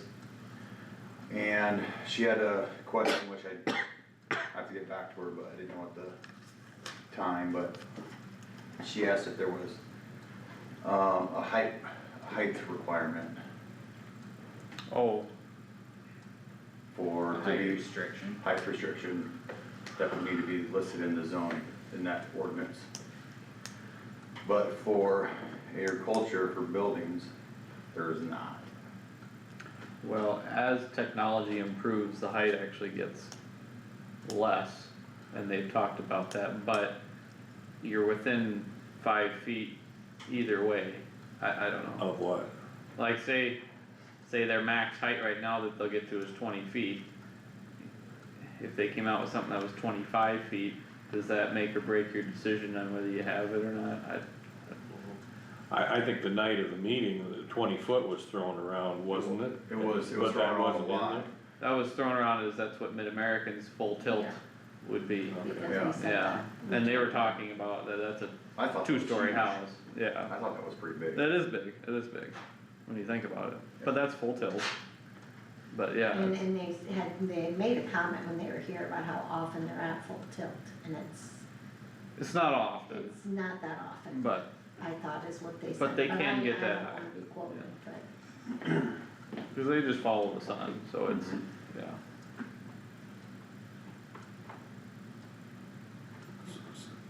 So the full tilt is in the winter, when the sun is low in the sky? Well, can we come up with a number to have her put in there? That's completely up to you guys. Isn't that what she's asking? Yeah, Well, she asked if there was a height, if we had for, like, our regular zoning or in other We're ordinance. doing a fence around the perimeter, right? I don't have it on I my, think that, I don't have it either, but I think we did have a fence requirement. maybe we just have the fence You be, looking for the copy of it? He's well, got it. I got it here. is there something in there for fencing around the perimeter of the site? Maybe you just have the fence be 110% of the max tilt, I don't know. If you That's a big change, fence. if you Who we change trying it, to keep out, the Giraffe Association or?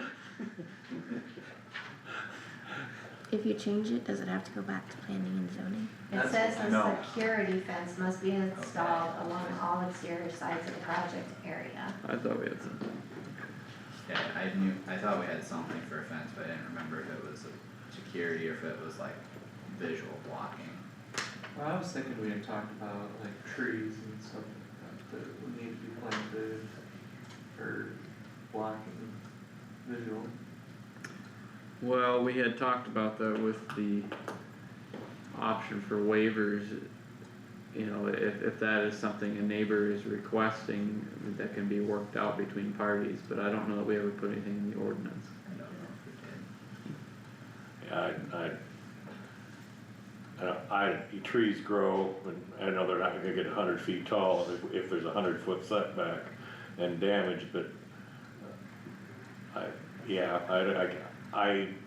we can discuss it, I'm not against discussing it, but I wouldn't be personally be in favor, but it is, somebody wants to, I agree with what Carter said, if somebody wants to negotiate down to 300 feet and then negotiate in a vegetative barrier.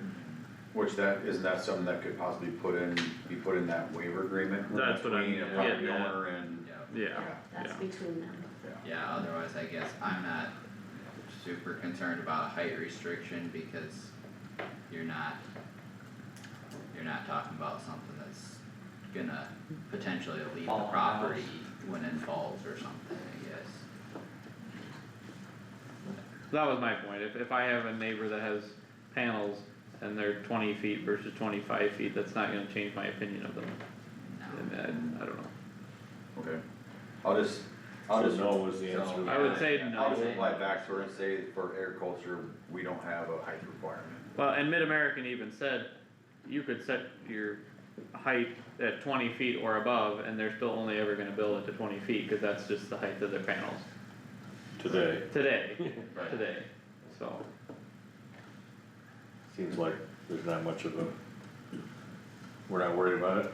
I'm not personally. Okay, and she said that she would try to get that back to me in like next couple days-ish, so. Put it on the agenda next week again. For the date.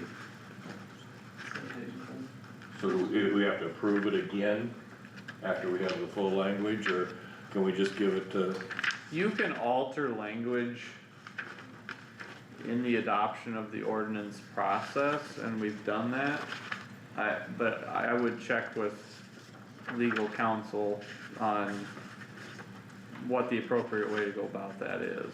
I mean, I know we have set a date and time, got to the first reading and changed language in the ordinance. I even think we did it with the pipeline ordinance. I think as long as it's not substantial. It has to be, It has to that's be why I'm within saying, Context. yeah, you're not gonna, I guess, But you have to have something to publish. yeah, You do. regardless of what we get back from Maria though, the recommendation from planning and zoning is what they voted on already. So, for today's purposes, I don't know if we couldn't just accept it and give ourselves a little more cushion time and then on the actual hearing date, and once we get that back, we incorporate that into what's published. But. I Cause guess that's the point of the public hearing, is the public can come, ask for more changes, and then the board can act on those changes if desired, and that can be incorporated in the ordinance, that's the purpose of the public hearing. So it's definitely possible to make changes when you're going to your first reading, it's just, Yeah, I'd say we want it as close to complete as possible. Correct. But yeah, if there's I think- small adjustments. you I think can- Maria's probably gonna hit that pretty close. yeah, Right. yeah, From just agree. talking to her. yeah. And then when you get that back, we don't need to see it, I mean, we need to We'll get, need, I'll still. We're gonna need to vote on it. we'll vote on it when we go through the readings. right, but he can get it to Tammy and you can make sure it gets published. I would agree with that, yeah. Yeah, Yeah. Doesn't have to wait for us. Right, then you can set your date for the public hearing, once you have that. Well, let's set, Well, You can set the date let's set the today. date right now. we'll just set the date, and then you Stick can, around, we'll set the date. So what do we have as far as timeline that would work? What about the 24th, that gives us 4 weeks, and then if we needed an extra week after that, 31st, then our deadline's up. Yeah, but we should have, If you do it the 17th, you have to have it to the paper by next Monday to publish the 6th. If we do it the 24th, it's the following week. well, You'd have to have it in by the 13th to have it published. but then the question comes, are you gonna waive the other readings?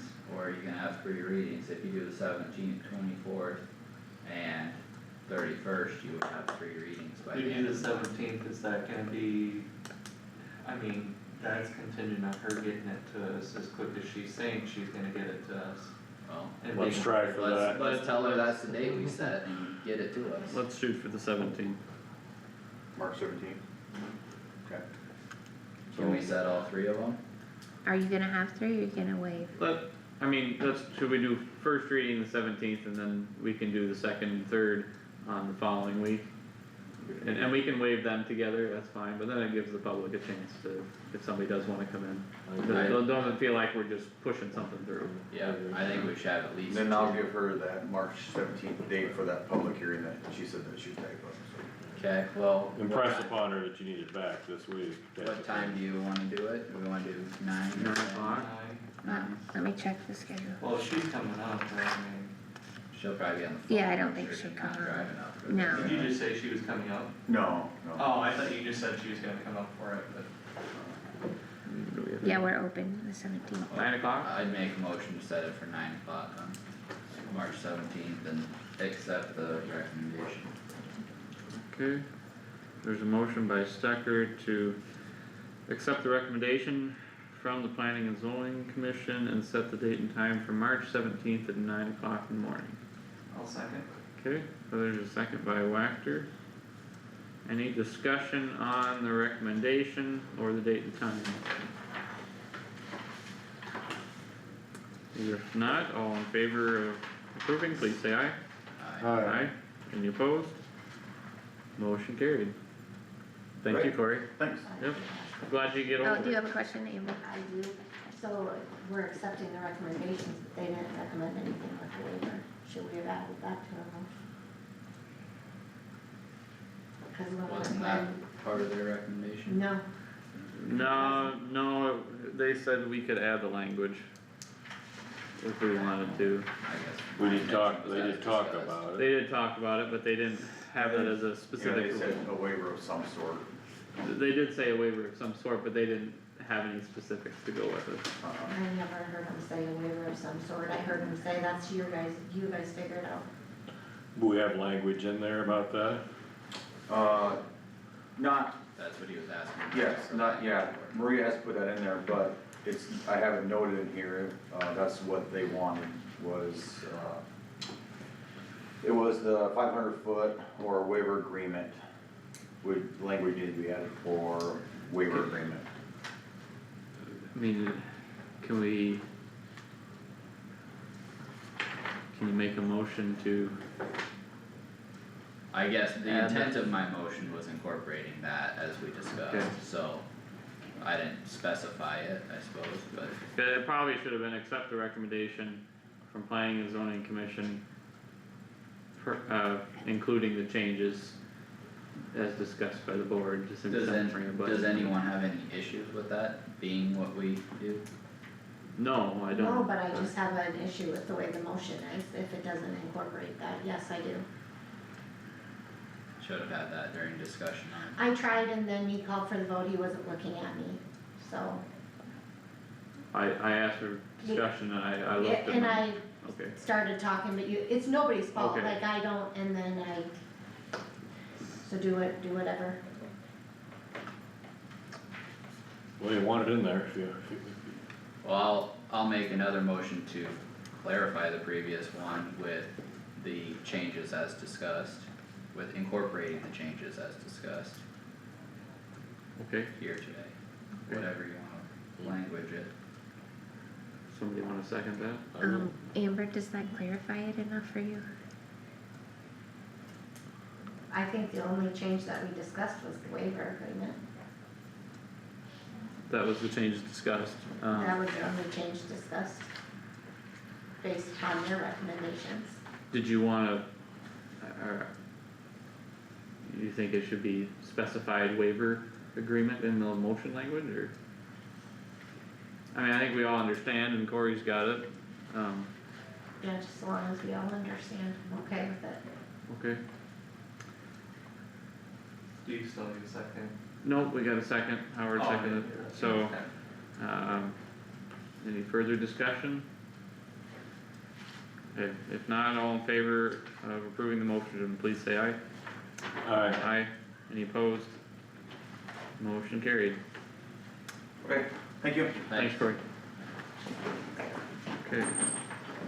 Back to auditor discussion, what were we talking about? Okay, so the Spraying. spraying. Oh, yeah. Should that be going through Doug then? Well, Does he do all we that? have two parts, no, he wouldn't have done both parts of it. Well, cause they spray drainage ditches, so then that's our part as trustees, and then they spray road ditches, which would be Doug's involvement. Yeah, so our drainage clerk would have handled the drainage side of it previously. Right. Okay, right. so, what do you want me to, how do you want me to handle it? What do you want me to do? Well, as far as timeline, I'd say we could either look back at previous decisions and see when we'd gotten a quote from B&W, but otherwise, I'd say call them and find out when they plan on having that available, and I'd probably communicate that with the other interested party, and whether we publish that in the newspaper or something, I'm not opposed to that, but, I'd definitely be interested in competition. You're always gonna get a better price. seems responsible. That's, Yeah. So what's the, is there any other things we do that do we have to advertise for everything, or can we just make it general, yeah, we'll take other bids, or how does that work?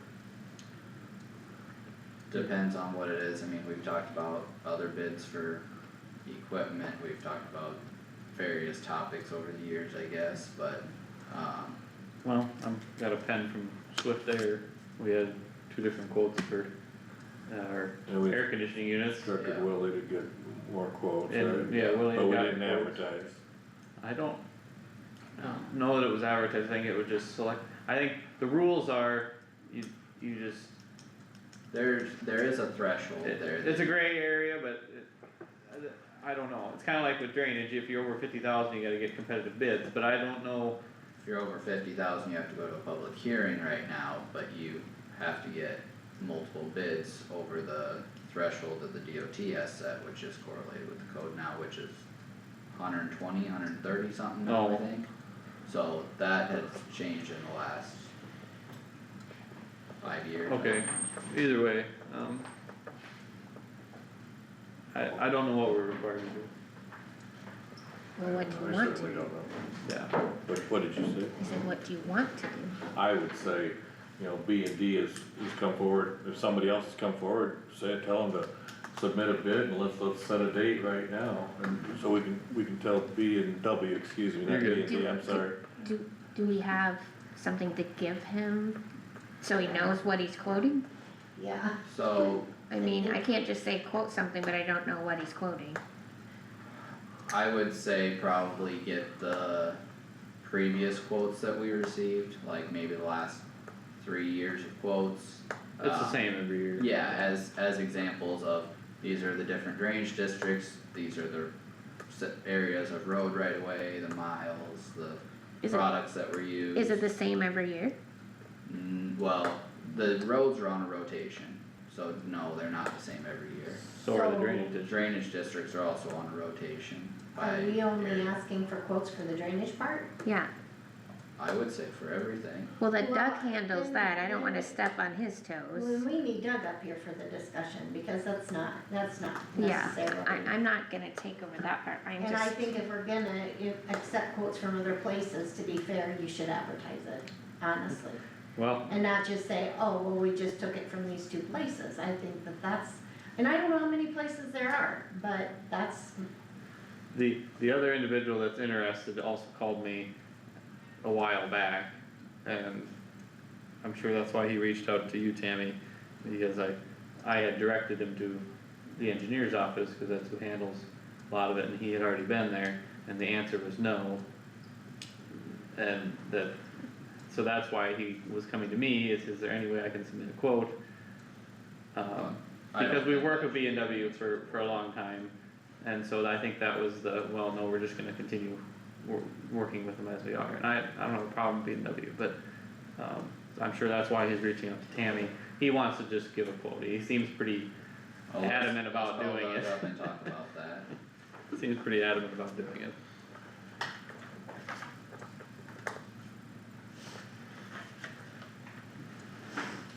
Is he saying what happened? You got 100 instead of 101. You're right.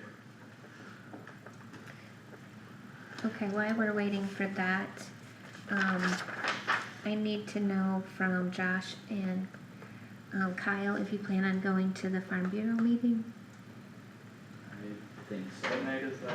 Tuesday. March 3rd, right afterwards. 6 o'clock. yeah, Yeah, yep. yeah, Kyle? Hi Doug, Howard again, sorry to bother you. We're talking about spraying, roads and ditches and drain ditches, can you come up? Okay, Thanks. thank you. Excuse me. Nope, and another thing while we're waiting for Doug, I got this bill from NIMaster, Melissa showed it to me, and I'm guessing that's Leon's, where Leon is out of. No, that's not, that's our attorney for the appeal. NIMaster is our attorney for the appeal? Yes. Okay, so where is this supposed to be paid out of, because it's almost $17,000 bill.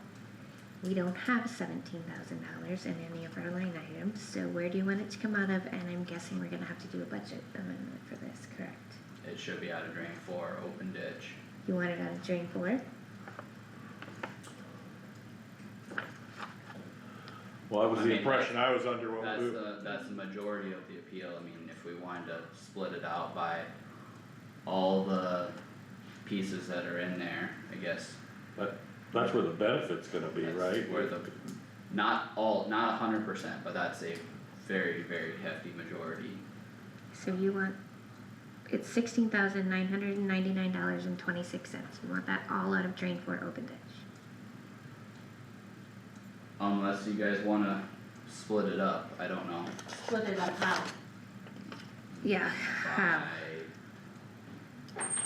Where, if we get the money from FEMA, where's it going? Drain 4 open ditch? Most of it would go there.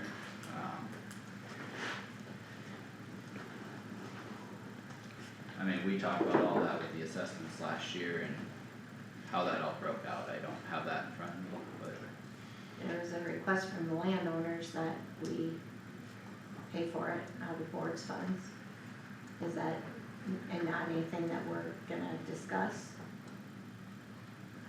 Well, the purpose of drainage districts under the Code of Iowa is that the costs for them get paid by the landowners that are benefited within those drainage districts.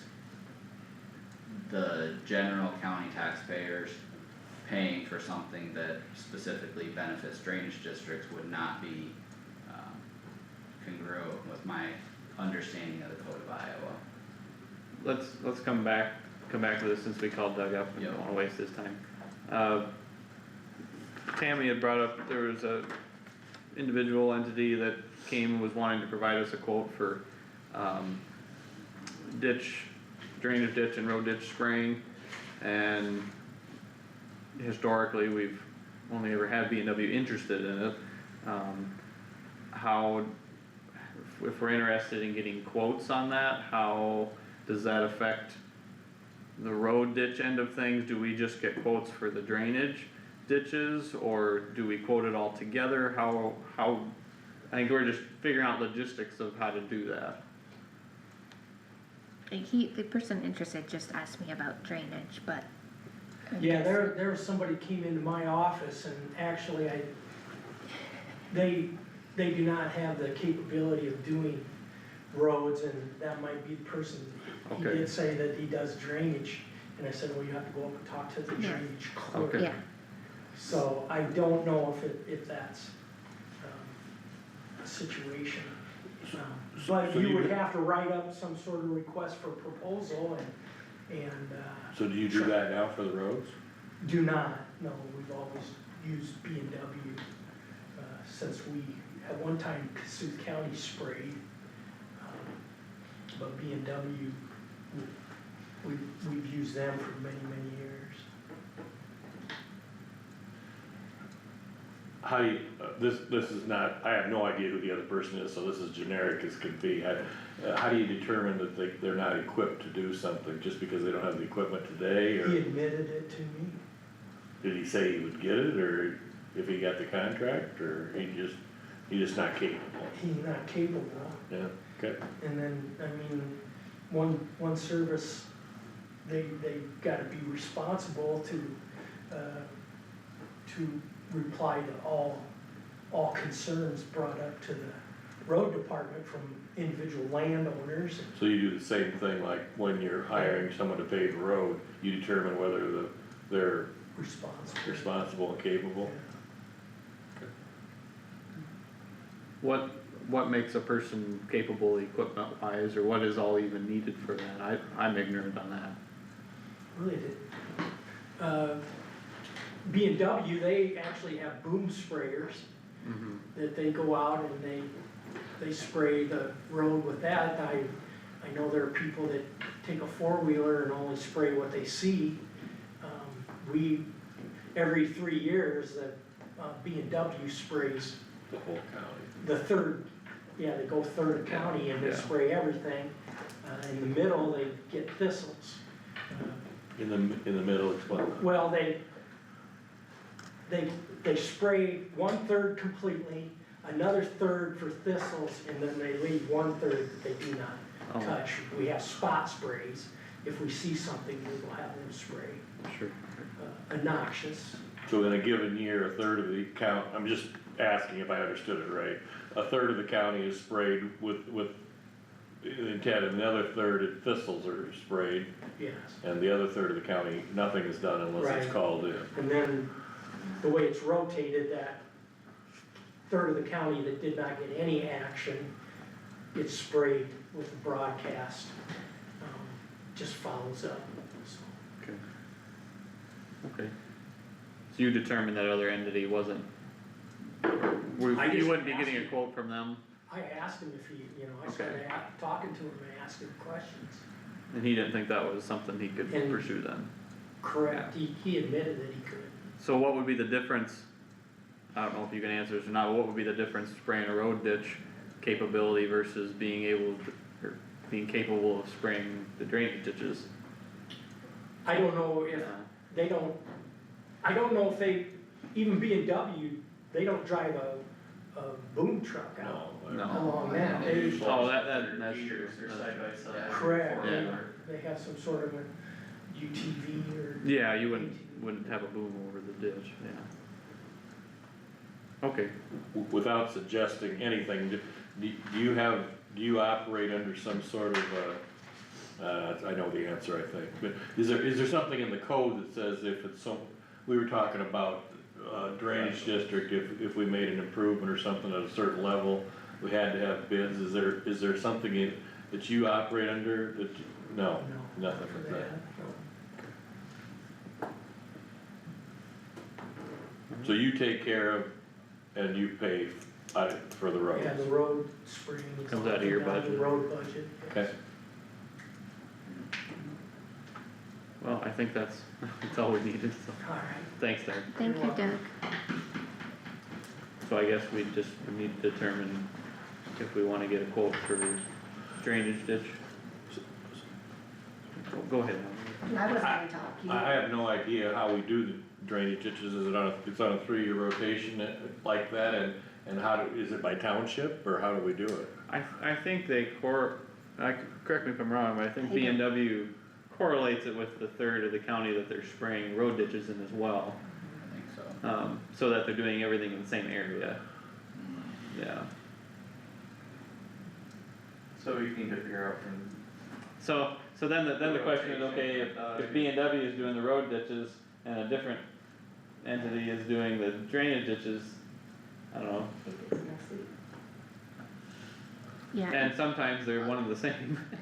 and I can call and tell him that too, I wasn't gonna make that decision, it's not my decision to make. No, it's good to bring up, cause yeah, like I said, he did call me too, and If it happens in the spring, maybe it's just, this is something new that we've never, I mean, I think there would be a lot of conversations that had to happen before we actually sent that out, so maybe it's just kind of a, maybe not this year kind of Well, thing. what I would in my suggest- opinion. yeah, well, what I would suggest is, if he is interested in doing work for the county, and we've had other people do this since I've been here, get on the agenda and talk to us about your services. Okay, I mean, that, That's a good that's idea. it's a and good, then, and then if we have That's a questions, very good idea, that is, if we have questions, we can ask him and, yeah. I think the biggest thing from a contractor perspective, as far as like the location or correlating some of those things would be, it's just more efficient if you're already there, already in the area. yeah, So I Yeah. mean, yeah, if somebody wants to bid more aggressively, they definitely can, or if their costs are cheaper or higher than their competitor, that's all gonna be individual factors, but yeah, it's just, if you're in one area doing the same type of work and you can haul your equipment there and stuff, I mean, obviously they're local, so it's not maybe as big of an issue as someone who might be an hour away or 2 hours away or whatever, but that's why you have higher bids from a contractor that's 6 hours away for a road or bridge project or a drainage district project, because they've got travel expenses and all that stuff, so I mean, right. if the competition is all generally local, it's probably not a huge impact on what areas get sprayed, or if they had both jobs, but. I will call him and tell him if he's interested to get on the agenda to talk to you guys about the services he can offer. Good enough, Sounds good. Okay, be a good way to talk to him about what equipment he has and things like that. yeah, all those things. okay. Yep. So to go back to NIMASTER, what Amber said, that landowners did ask for it to be paid by the supervisors, so, I need to know what direction to go. I've only, I guess, ever heard from the one landowner that came in a couple times asking that. I don't know what anybody else thinks too, but. I know that when we were deciding whether to go ahead with the appeal, the way I was thinking it was going to the drainage district, I didn't understand that there was more to the appeal than that, you know, but I would think whoever's gonna get the benefit, they're in it for the risk of if there is no benefit too, so if it's 98% of the possible benefit, I don't know what you do though if it comes back, we approve this one and not approve that one, I don't know what you do, but when we were making the decision, I know I thought it was for the, it was not an easy decision for me, I remember the guy saying, you know, well, we think we can get this, and, so I'm a little more hesitant about hiring lawyers. It's kind of a black hole, so, but I don't, do we have the means to pay for it? I don't even know that. Pay for it through what? That's my question, yeah, exactly. Well, like Tammy said, we'd have to do a budget amendment, or include that in a budget amendment this spring, in order to pay for it, and it would come out of the fund. If it comes out of drainage, there's no budget then. No, but I think Howard's question was how to pay for it otherwise. Yeah, how the other way, if it doesn't come out of drainage, how do we pay for it? I'm not aware. Out of the board of supervisors. Out of our board supervisor's budget, and it'll go under But litigation. then the people that are paying that, if it's supported by general basic tax dollars, it's gonna be every taxpayer in Kossuth County. And every taxpayer in Kossuth County is not gonna benefit from the decision of this, which, to what I said before, that's not the intent or the language of drainage district law in Iowa. Well, the thing is if the appeal goes through and the appeal is won, you know, that $17,000 is gonna get wiped out by, you know, whatever gets awarded to the district. So it will, you're shaking your head, no? It won't get wiped out. It'd be Won't get deduct, wiped out. you're saying it would be covered, it wouldn't be wiped Right, out, yeah, but you would, right. it would be deducted from whatever gain you have. But if it's I paid don't out think of we're the getting any gain supervisor. on this. No, Yeah, I the hear what you're saying, supervisor's but it, budget pays The for idea it. being that you Then would there's nothing. Get some money get some money back, There's no that's benefit Josh's point. to, yeah, the state, or to the taxpayers, and traditionally, we've always done out of the drainage district for any legal fees or anything like that. It's always traditionally been out of the drainage district, because those are, you know, people that benefit from it. Yeah, and I mean, I wasn't here for board discussion last week, but I guess I'd say it's no different than the case we just got a decision on and won. I mean, that district is paying the legal fees, is paying the witnesses that came to testify, it's paying all that. I mean, it's, I think one of the things that was, driving the fact that, you know, that they wanted the board to pay it was the fact that, and I'm not gonna argue my statement, but the fact that we went into closed session, I don't know, to me, we didn't make a lot of decisions after closed session, we never really explained that to any landowners. I think that's probably the part that they, didn't like, because they're paying the bill, and we went into closed session. And there really wasn't anything, well, I can't even say that, I know we were in closed session, but whatever, but I think that's what was really driving that, is because they couldn't hear what was going on. well, we would have had closed session conversations about our other lawsuits, and that's been a question that's been raised of what's the status of this or what's going on, and that's, I guess, that's the burden we bear as trustees making those decisions. So where are we putting the payment to then? Is it, I'm hearing to the drainage district, That's my thought. well, that's three of you, so that's where it's gonna go. So DD4 open ditch. Okay.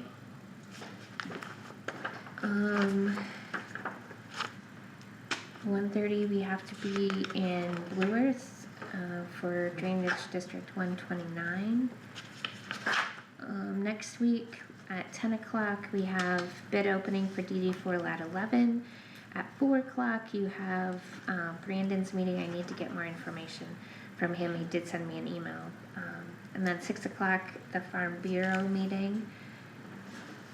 Next week, Roger has sent me a memo of understanding between Kossuth County and the Deputies Association, to add a couple things that weren't clarified in the bargaining unit, including longevity and Christmas Eve as a holiday. And then, finalizing the budget, getting ready for the special election on March 3rd, just a lot going on, so that's all. And when's the last day to take out papers? Well, there's not a last day to take out papers, but they have to be turned in by March 20th. Okay. They have to be returned to our You have to be office. turned in by March 20th? Mhm. Okay. 5 or 4 I think it's 5, I'd have to look for sure. Papers, Mhm. anybody who take out papers? Not that I'm aware of. Just the two for my district. so far that I know of, Anyone for mine? not that I know You're of, not that lucky. not that I'm aware of. Josh, any meetings, board report? Amber? I have CIJDC coming up this Friday, and I was hoping to talk about our, meeting that's scheduled for the Emergency Response Complex and Emergency Response Center. I guess I specifically brought that up at the meeting when we made the decision on that, and I was hoping we would have some communication about that. I responded to the email asking if, Wednesday was still an option or Friday was the only option, and I got a response from Amber, but I didn't get a response from anyone else, and I guess I would like to be there, but I also don't think I should miss a meeting that's been scheduled for a month or something like that, Oh, you have, scheduled last oh, week, you have central language, you know. fourth Friday every month. Well, Tammy, you told me you were under the impression that Yeah, when Doug everyone was, when Doug emailed me, he just told me to reach out to, hospital emergency management and, EMS. So I thought everything else was already taken care of, so, that's who I sent it to, and then I got responses from them, and then sent out the calendar request, so. Yeah, I don't even, so you weren't counting, you sent it to us too, so you asking us if we were available, right? Right, yeah, And I wasn't on Wednesday, but I am on Friday. I I have just Friday. responded yes to Friday. yeah, yep. And I then- wasn't aware of your conflict, I guess. No, well, I didn't, did you send that in the email? I just asked if 'Cause I Wednesday did. was still an option, but I Yeah. didn't specify, cause then after I looked at that, I saw the agenda had already been sent out, so. when I don't get my email to my phone, so the agenda got sent out. And I saw the meeting, and then I looked at my email and I realized I missed a day of conversations, I thought, well, I guess it's already scheduled, you know, Yeah. it is what it is, but, and that's fine, I mean, I'll make it work, but. I mean, I think the majority of the conversation's gonna happen, you know, with our EMS and our EMA trying to communicate the things, you know what I mean? That's gonna be the majority of it, I would think.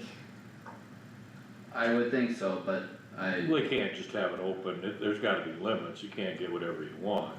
No, I Yeah, think it's and- just a preliminary thing, Yeah. isn't it, Mhm. kickoff? well, it is, Discussion? but after our walkthrough of the building, I asked both EMS and EMA to send what they had handed out. I still haven't received anything from EMA. I shared Phil's with the whole board, and said that I hadn't gotten anything from EMA, but I know there's some things that were discussed that I have concerns about, and I guess I'd like Discussed where? at the building. The walkthrough? You mean the walkthrough? Yep. And I think we need to have a conversation as a board about what goes into that plan, and that's why I said that with the architects here. Well, isn't that the point of us all trying to be together and talk about those things? Like, what are your concerns? Like, can you, I mean, if you have concerns, we'll definitely communicate them. I mean, I'm happy to discuss them, I don't think our board discussion's the specific place for it, but I guess that's why I would like this meeting to be scheduled when all of us are available. Well, I think with the meeting scheduled, so. Yeah, and it's kinda hard when nobody answers the emails from Doug or from me or anybody. We can't wait weeks for everybody to answer, especially when you know agendas go out Thursday or Friday. So, you know, we have to do with what we have at that time. that's right. Which is why I didn't complain about it last week, because it was already scheduled, I missed the conversation. But, I mean, and you can always, I know I've said this before, if you're looking for an immediate response, you can always text me or call me too. And you're gonna get that. Like I said, I got an email from Doug after the initial conversations to reach This out is to the the- hospital. This is the architect, right? Yeah. I just wanna make sure I understand Yeah, you. to the Not Doug, hospital yeah. and Carissa and Phil, and so that's what I did, and I got responses from them confirmed, so. I plan on being there. Well, I think to Howard's point, I mean, I think the meeting is scheduled, Yeah. 4 of us have said we're gonna be there, and all the other parties involved, so it is what it is at this point. I guess I'll Maybe have in to see what I can do, but I would hope that our, scheduling in the future incorporates everyone's schedule before we get something solidified. But you didn't respond, so you can't really blame that on anybody. I responded probably the next day, I'd have to look back and see, but. You never said you couldn't attend, you asked I if it could be. I asked a question and I didn't get a response from anyone else on that, so. I could have been more specific, that's true, but Kyle, if you do have concerns, we're very happy to communicate those. We don't want your concerns to go unsaid. We can do that, absolutely. I mean, if you we're got. in this together. If you have concerns and wanna be heard, we can state your concerns. Okay. Well, like I touched on before, we got the ruling from the district court for our, case we were defending from Global Enterprises and NCJC. I don't know if everybody's had the chance to read the ruling, but I shared that. This was claimed that there was a 36-inch tile, missing basically, or not being maintained. The case was denied, the judge ruled in our favor very clearly and decisively, I guess I would say. I don't know what the board's thoughts are, but I think as far as communication with landowners, I think we should do something to inform the district of the resolution of this case. I don't know if it's gonna be appealed, I guess, so it's. Maybe after we know if it's, cause it's Yeah. 30 days, right? I think so, I have not asked that question. I thought that was stated in there somewhere. It might be, So if then, we, I yeah, mean, if we know, I don't know if we. can I read do it. that anyway. 30 days? I'm not coming, I mean, I read it, but is this the one that it's not, it's like 11 landowners in it, or is that a different one? How many landowners? No, there would be a lot more than Yeah, 11 on there's- DD four, it's DD four lat 11, this is the same district that we are actually getting bids for Right, next yeah, week, yeah. so it's like It's the one that goes, 3,000 acres or something, off the top of my head, but yeah, it's generally north and a little bit east of Bancroft. The project we're doing goes from the open ditch up to 169. and maybe underneath it, right? Through, yes, up to and through 169. So that's the area, that it serves, but the district continues on past that, but the improvement project we're doing is only for that area, that lower portion. So do you think reporting during that hearing about what happened with this is adequate, or is that gonna miss? Well, we're not having another hearing, we're getting bids, so, Okay, I they guess. may not be here at all. Yeah, Yeah, they, probably. some people will potentially show up to that, typically we haven't had a lot of landowner participation at bid Bids, lettings. But to that point, we did add on or change our policies so that we are notifying landowners of that specifically, so we may have some that show up, I don't know, it does say 30 days. okay. It has 30 days to appeal. And what Okay. was the date of the order? Oh, that's at the top here, that was February 11th. Okay, so 30 days At from, 3 PM, so okay. middle of March. Okay. So maybe we talk about it March 17th and see if we wanna Yeah. send something out. But Yeah. I guess even if we just sent a copy of the ruling to each landowner, I think that would be good information, because at the end of the day, they have paid bills for it and will continue to That pay is good any information other to get bills. done, yes. So I mean, yeah, we talked about doing like annual updates of stuff, but I think especially significant milestones like decisions, we probably should have some communication around. But yeah, wanted to get everyone's thoughts on that. So, otherwise, yeah, the drainage hearing in Blue Earth that's on our agenda. I don't think I had anything else. How long do you think that'll last? I wouldn't think too long, maybe an hour. I plan on attending that virtually if I know that. Okay. Do you think that's something we could attend virtually, or do you think I need to be there? So, we're going some of us are going in person because it's basically a courtesy to our landowners up there, is that why we're going in person? Or is there a requirement?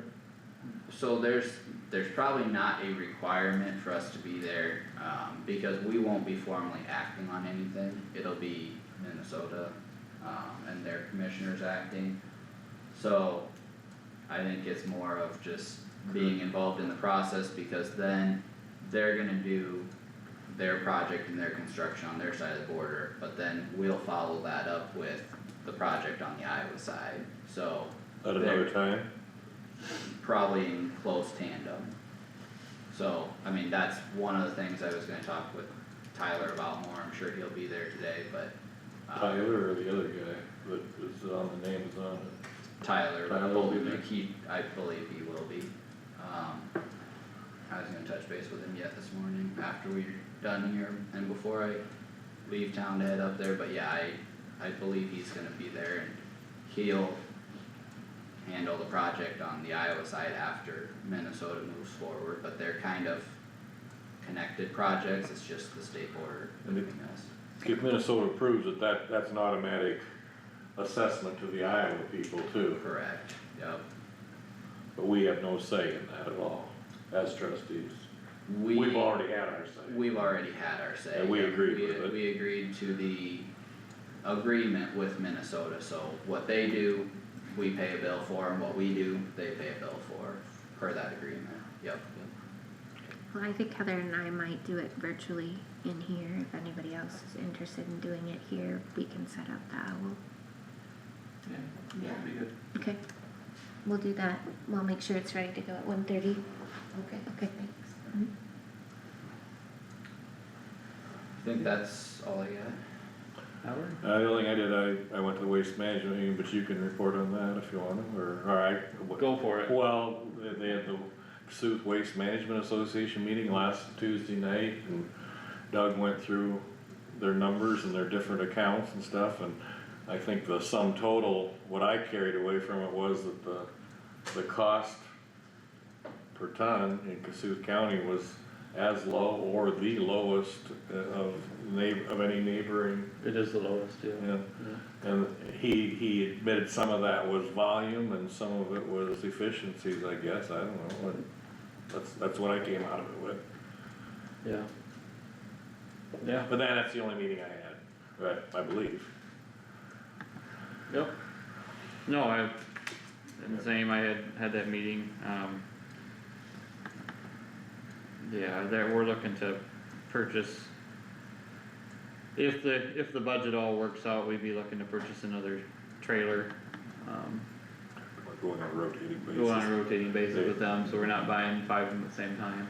You did buy 5 at one time, Yes. and they're approaching. Yep, so, yeah, other than that, everything's going as should. And I had next morning I had a Board of Health meeting. We had, North Iowa Community Action was there, talk about, their work and, First Five, I think it's the name of it, isn't it? Yeah, First Five, Wendy Knoll was there with First Five coordinator for serving children under the age of 5.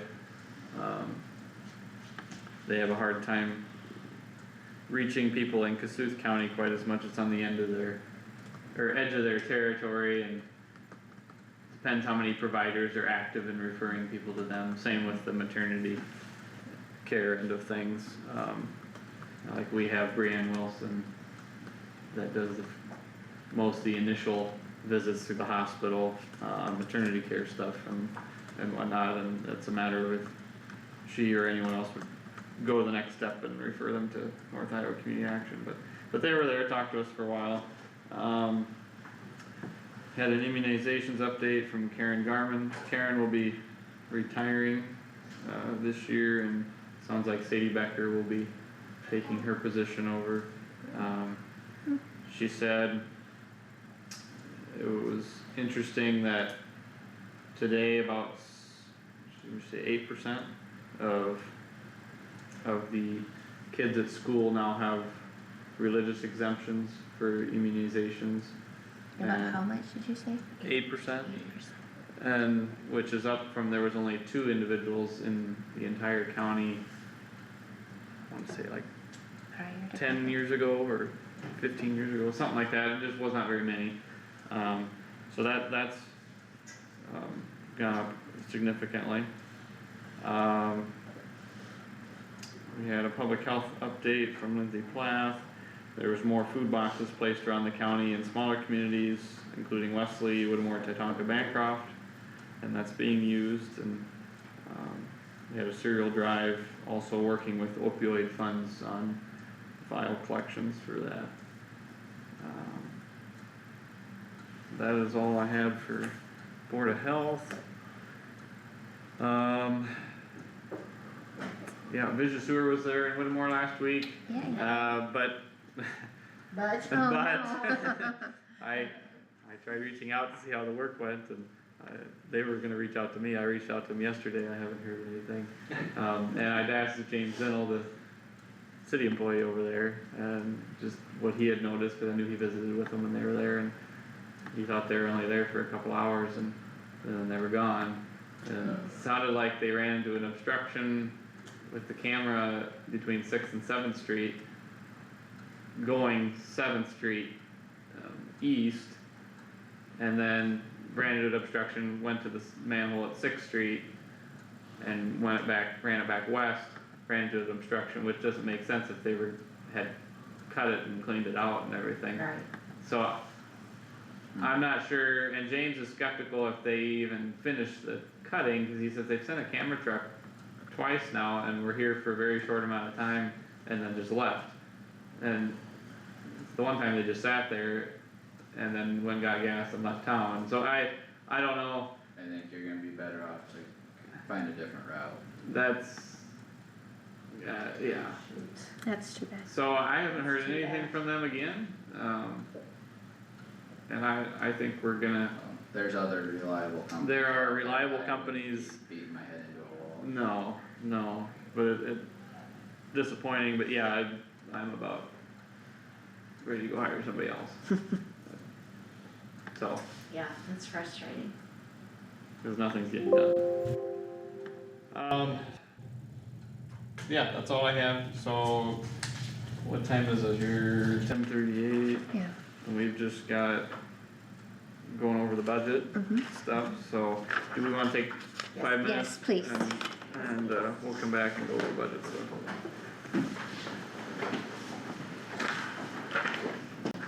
Oh my goodness, I was stretched.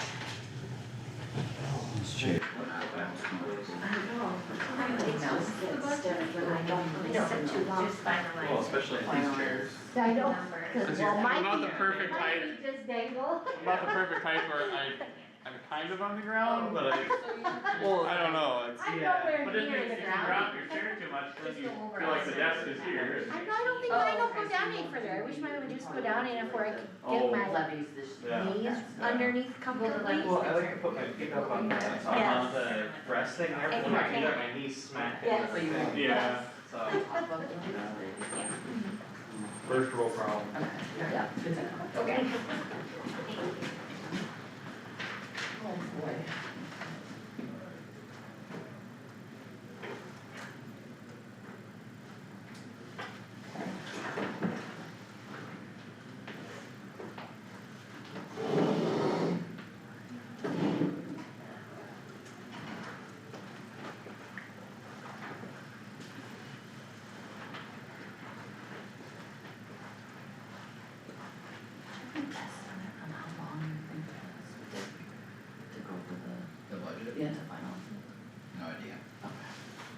wouldn't even try to give you a ballpark.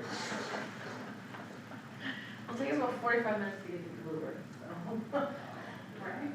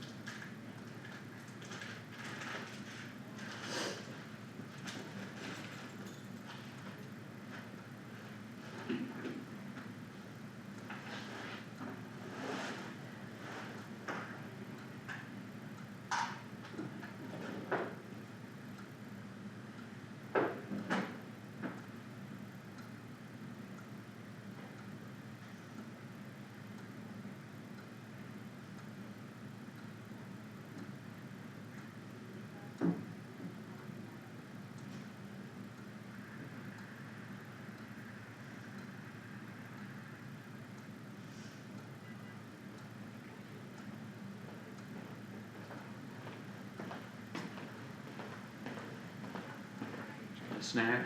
Mm-hmm.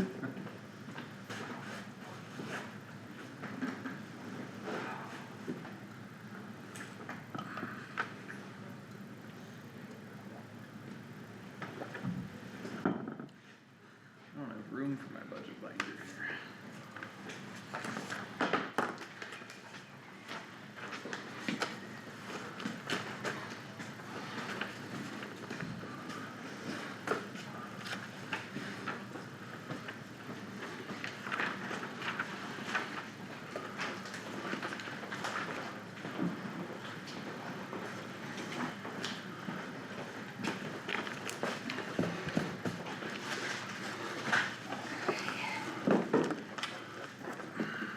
Where's my pen?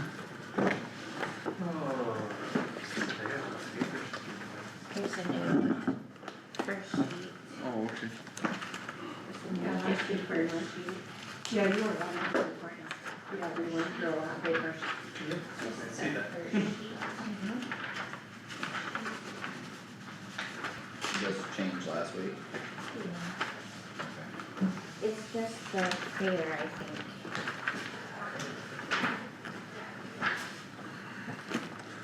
I think you gave us another, yeah, here we go. What was that one? Law enforcement community. No, is this ambulance? Oh, ambulance, yeah, ambulance expenditure.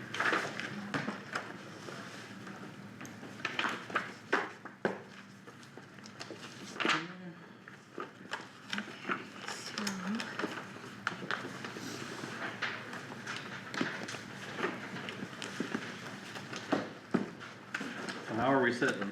Well, so Was it, oh, Oh, go ahead. go ahead, sorry. You need caught up on anything, well, Kyle? yeah, I was just trying to compare, it looks like the amount requested for the fair went up to the 25, which I knew talked about, but then tails of both at the bottom went to 5 out of 10. Yeah, and the 2,500 for healthy. The healthy Healthy harvest. harvest. Changed to, oh, okay. 400 was, okay.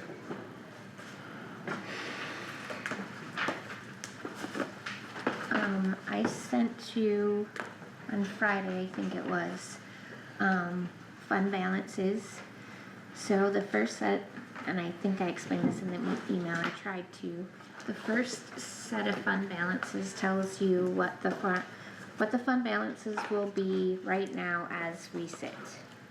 The second set for 01,000, which is general basic, and 02,000, which is general supplemental, is after I moved the 219,000 in insurance to general basic because rural basic was a little low. So, General supplemental. sorry, general supplemental, I'm sorry. Okay. And so that shows what that balance would be after I moved that. So I was looking at it, and if we look at general basic, after, the after one, the fund balance will be 4,105,042.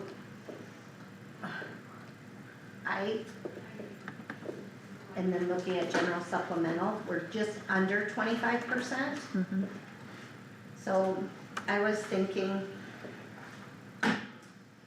if we could move another 100,000 from the supplemental, from the insurance to general basic, we would have just shy of 40,000 over 25% in the fund balance of general supplemental. Okay. And it's still, our fund balance in general basic is still very good. Yeah. So I guess my opinion is I'd like to move that, and then what are the levies, so I can write them on my sheet? Yeah, so, let me go back into that.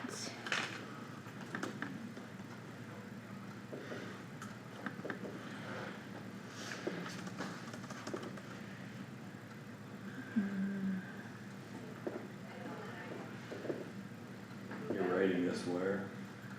I printed them off at my office, the fund balances, so I'm just writing it on my sheets. I can write it and then make y'all copies if you want. When you don't all have to write it or find it or. Yeah, I'd asked. Tammy I for only- that. She said it was the same as what we had had in the packet. Okay, before. oh, so I forgot, I'm sorry, I have that information for you. If you go to the public drive and go into courthouse, sorry, I'm not feeling the greatest, my mind's It's not alright. working the greatest. If you go to your public drive and go to courthouse and then go, to board of supervisors and then budget, I think it is, If you go directly to the board of supervisors and their budget, budget. you can skip the public side And of then- it. Sorry, and then go to fiscal year 27, and then go down to property tax mailing. And if you go to one that just says property tax mailing,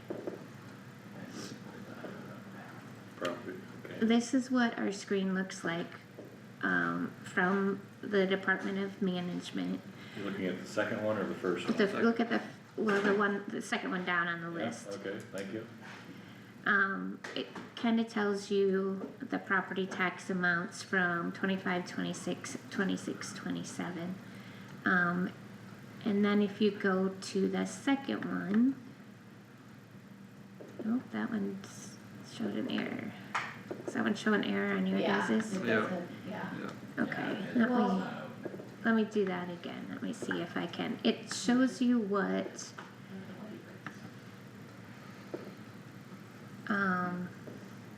There's a different spot where you had that other info too, was it certified levy history? yeah, I think so. Oh, The that's an 20, Excel. that one wasn't, the one, when I looked at it, it didn't have everything. And I looked last week though, it didn't have our current year in there, you know. Okay, maybe she has it updated now. Yep, cause it didn't before. Okay, so Kyle, just read me what's general basic. General basic is 3.36442. EMS is 75 cents. I just want like general supplemental. General supplemental is blank here. Last year it was 1.7. Okay, so I think what you put in, Tammy, is the same, isn't it, 1.7? Mm-hmm. Okay, rural basic is Okay, 1.48901.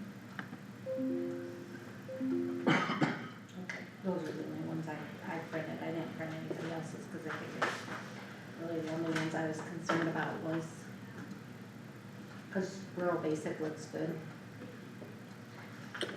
Yeah,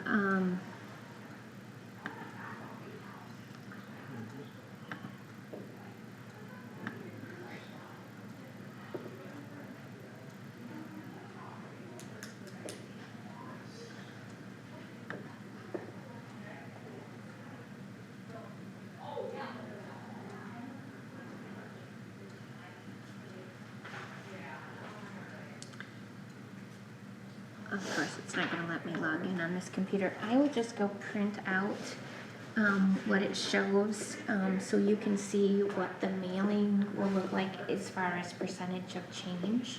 Okay. So you know what taxpayers will see, so I'll be like, that's what I thought I saved, that. Okay, they add the final one. So, I don't remember what spot in there it is, but it's labeled FY27 county levy calculation. Tammy put this in our folder a while back, but that had the levy rates, the dollars it generated, and what that equated to for percentages. So the taxable growth was in that 8% ballpark for both of them, and then the revenue growth is 5%. 8.7 and then 8.3. Yep. Yeah, so if we max out general and rural basic on the levies, it'll be 5% increase in dollars. Justify that. We justify that by not Can knowing. we, I said. Yeah, well, we almost have to, because if we try and do any kind of a cut like that, I mean, that's why I was trying to move money around so that we didn't increase any levy, meaning no increase in the general supplemental levy, whereas last year we increased it. And so I was trying to move money around so that we could accomplish that, but unfortunately for us, you know, we wanna keep that fund balance because we don't know what the state's going to do. And that's why it's always nice to have that protection, but I think even with moving that money, we'll still be okay. So what we're going at, the tax asking is gonna go up 5%? Well, we'll see what Tammy has for the mailers, because that will, Well, that was what it tells you. well, It tells you the levy, the rate, the levies, I don't know how they, but I it don't know doesn't how tell you they the total changed that tax asking. from last year. Total dollars. But I'm just happy if we don't have to raise any levy, honestly. Very happy. And I don't think we should have to. Oh, I don't either. No. Okay, I mean, no, meaning like, I don't think the numbers show that we need to. I think we'll be able to, but like I said, I'd like to move another 100,000. I don't think the public is gonna be excited about us getting 5% more in tax, no matter how it comes or where it comes. You know, if it's in valuations or if it's in levy, I mean, they're gonna look at, I think, Sorry, see if it's in their folder now.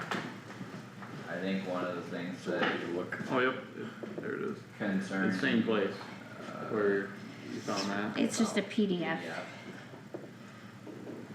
Perfect.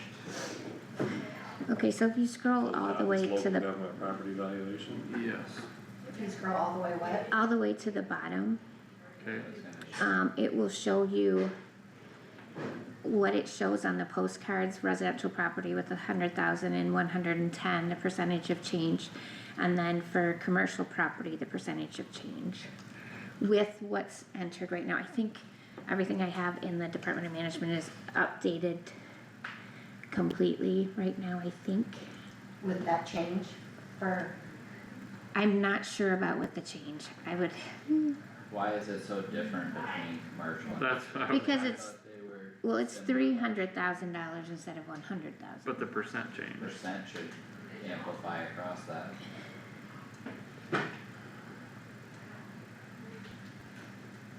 Is it still a 10% increase in valuation? I tell you, I'm not keeping up with you, I don't know that I need to, but I'm not, I mean, I see where you're looking here, I see the difference between commercial and. and- But I don't, what you're, after that, I don't keep up with you.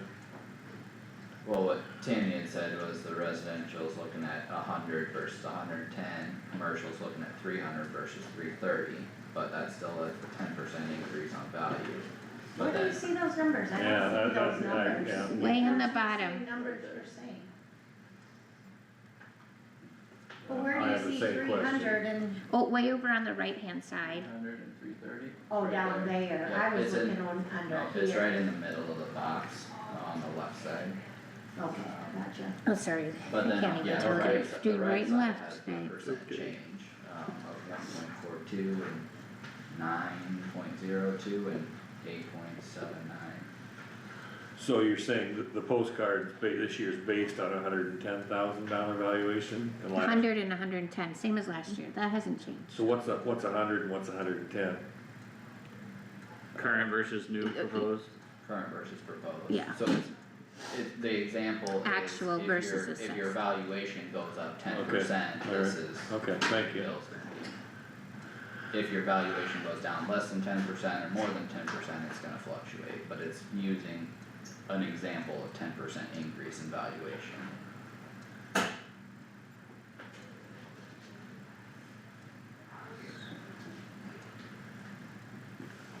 Just rattling out loud, I apologize.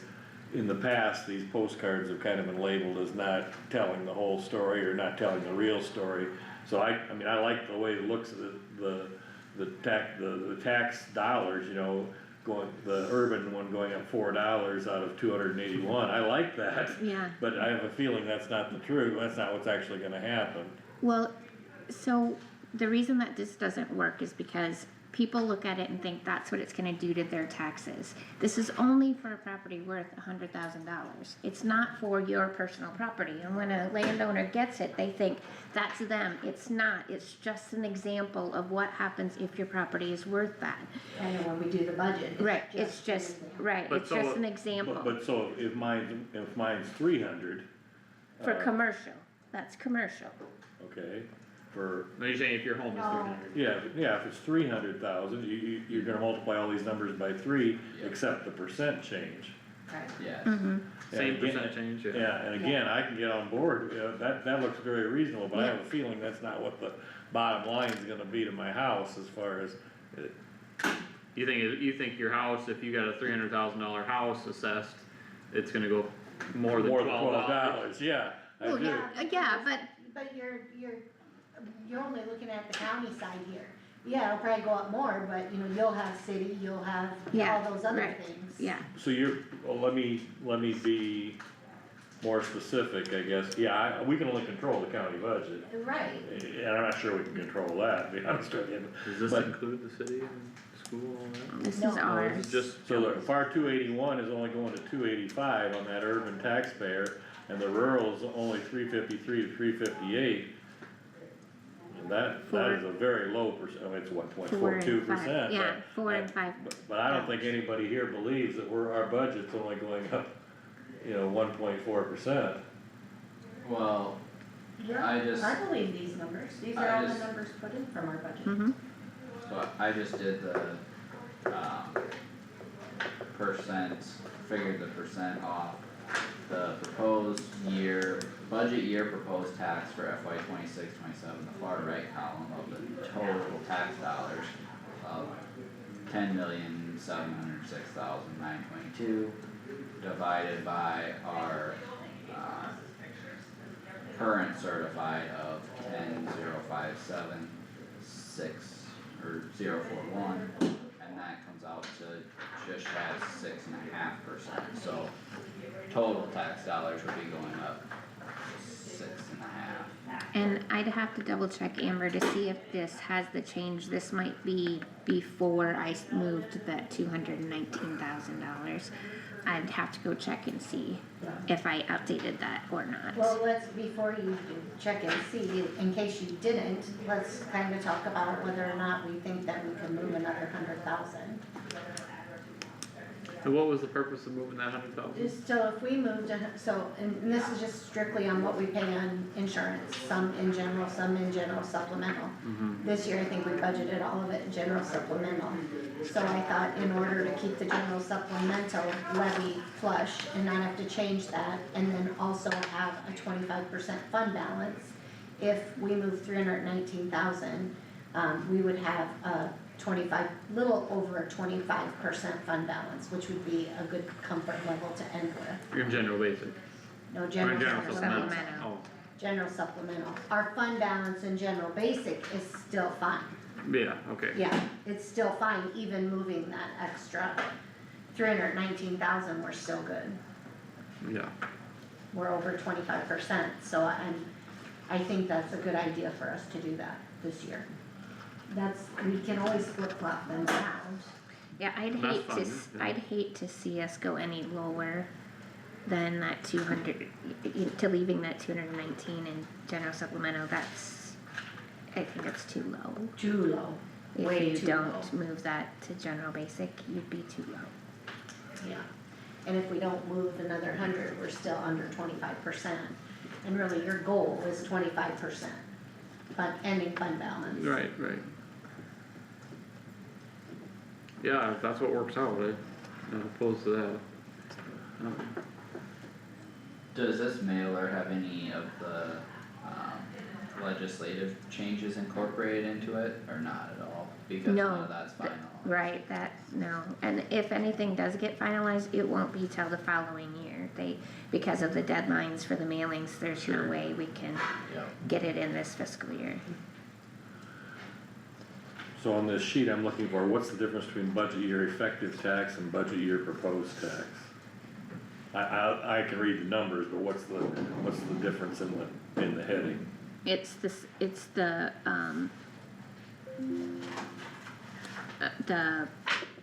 difference between the utilities and non-utilities. It's the,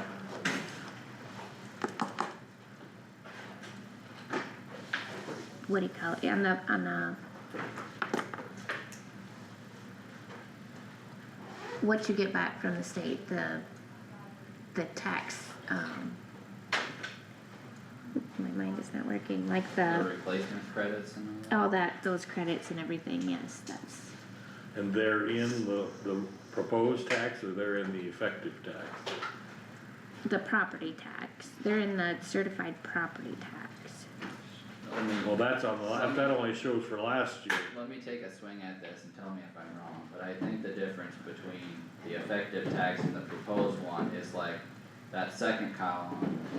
If we don't, like, if we didn't pass a budget, you would keep the same tax rates, so, or same total tax dollars. So, that's like your second line, that's the same between the far left column and the middle one, they're the same numbers, but the proposed is on the right. But the valuations change between last Okay. year and this year either way. So the valuations of the middle column and the right column are the same. Am I wrong on any of that? Like the valuations between the first two I columns. can't say you're right and I can't say you're wrong, cause I don't know, but I'm just looking at the numbers. but I get what So- you're saying. I got what he was saying too, but I don't, I don't know that it's laid out the best in general, but yeah. Yeah, I don't like guess.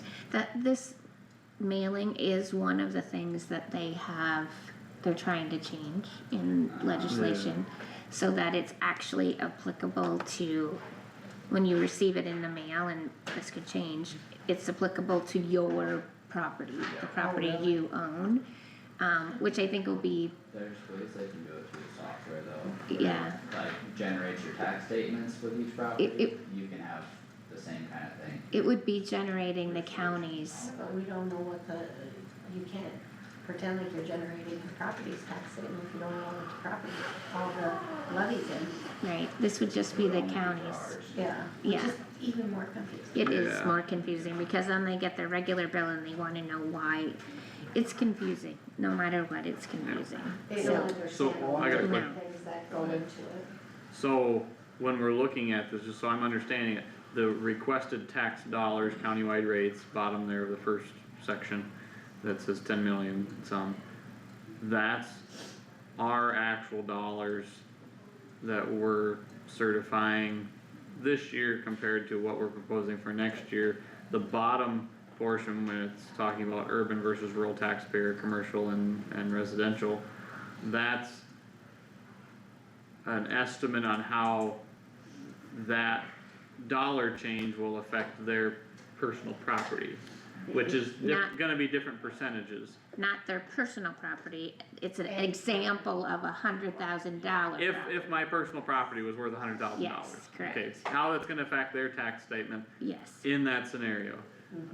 So a 6%, I'm just going with Kyle's number, 6% increase in total tax dollars is going to affect me with a $100,000 house, end up changing my tax dollars from the county side 1.5%?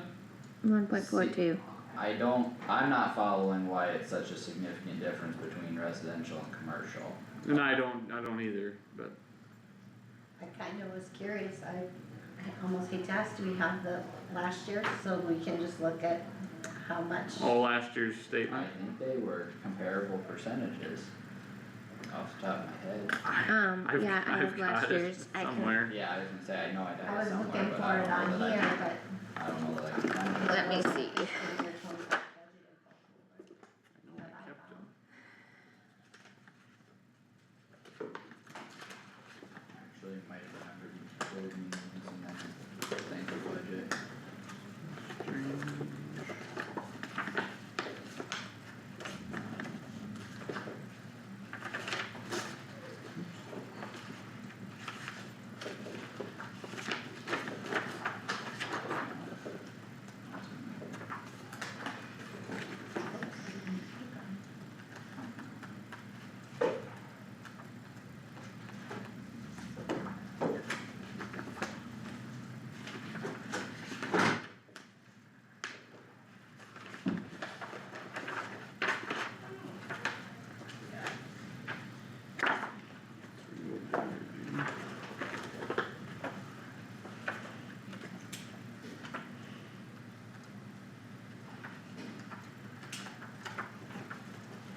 Maybe I don't have it in here.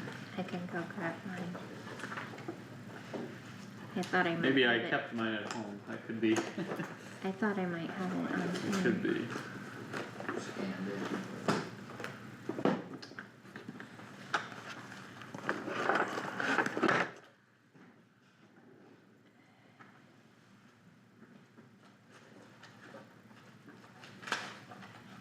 Oh, hey, we might actually be in luck. You might have it. That one pulled up. No, never Mine. mind, that's not what, that's not the letter, I thought it was the letter. I'm not sure it's Well, gonna here's- change anything, but I was just. Are we looking for the letter, or are we looking? No, here- well- here's the, isn't that it? Yeah, Yeah. that's it. Alright, I got it. So, urban and rural versus. Commercial's not even on here, Yeah, it is should it? be. Look at the That's back, City of look Laverne. at the back side. Is that example? That other one. Yeah, here. Kossuth County, and here is the commercial, Kossuth County. Oh, So Kossuth County last year, residential was 14.02% and commercial was 15.2. So they were close, I mean, within a percent. Yeah, So why is this one so much different? I don't know.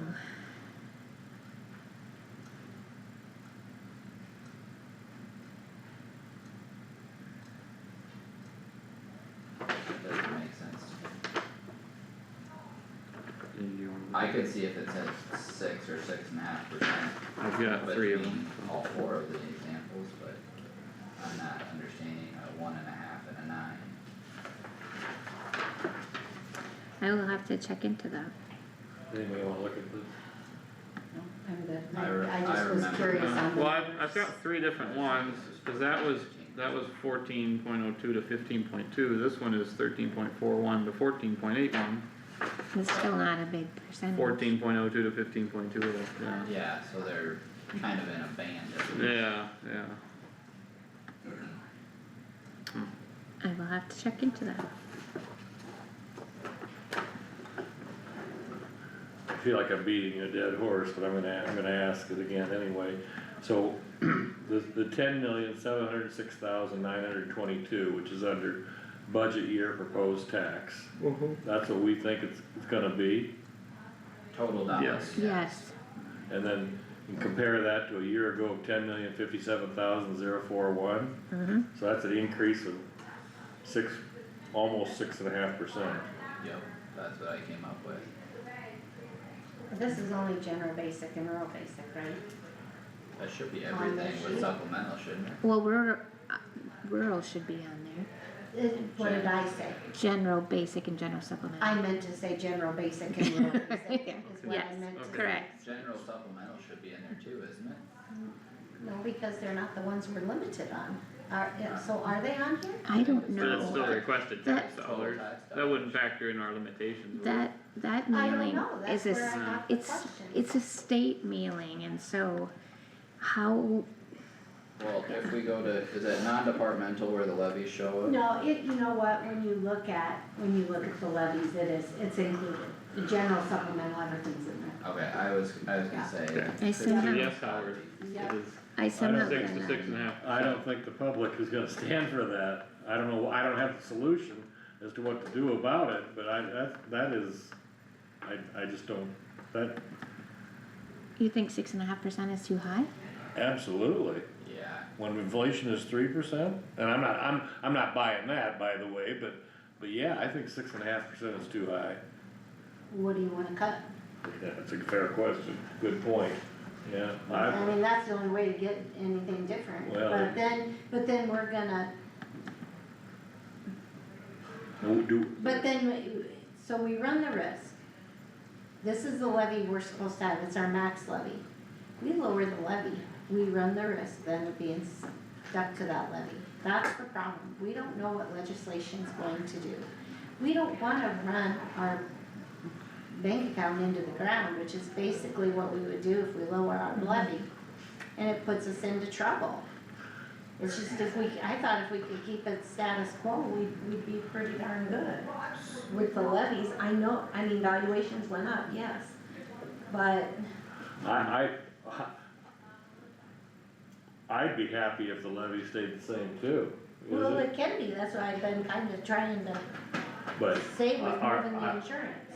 how can, if we're limited to a 3% growth, how can, and I'm open to listening to the answer, but if we're limited to 3% growth, how are we gonna, how is it gonna go up?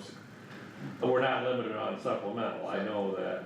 I'm gonna try to answer your question without answering your question. I'm gonna go a different direction for it, and I think the reason we're having all these conversations at the state level is because their intention and desires from House File 718 did not get accomplished by that legislation to the effect that they wanted, because they're continuing to see tax dollars grow higher than that margin that they're looking for. I think that's why this year it's the hottest topic bar none down at the Capitol. And, I mean, I don't have a crystal ball to say which proposal's gonna get through, but I would be shocked if something doesn't get passed. Exactly, that's why I'm scared to do anything. But I don't think that's I don't know what word to put in place here, but I don't think that's a excuse that the legislature would be comfortable hearing, because they want tax dollars to grow slower than they have been, and by continuing to max out our levies, doesn't show any progress towards slowing the growth of the tax bill. Well, and let me clarify, I'm not coming up with an excuse, I'm just using logics. And I'm telling you what I'm comfortable with. And I feel like my knowledge is pretty reputable in this discussion. And I am not comfortable lowering that, a general basic levy or a rural basic levy at this point. I'm comfortable if we can move stuff around and keep our levies status quo. Our levy already did go down. And you know, let's also remind everybody that we never were going above any maximum levy. We were always, I mean, for many years, if you look at the levies, I mean, we've got that history. So we need to be careful because we're trying to stay in business. So I don't know if this answers your question, Howard, but if you go to the tab that has the county levy calculation, The Word doc or the Excel? Excel, Okay. Which one, Tammy? it's under, fiscal year 27 budget info, and then go to fiscal year 27 county levy calculation. I'll get back there. And that kind of walks you through what our growth was, like, This is other fiscal year budget info.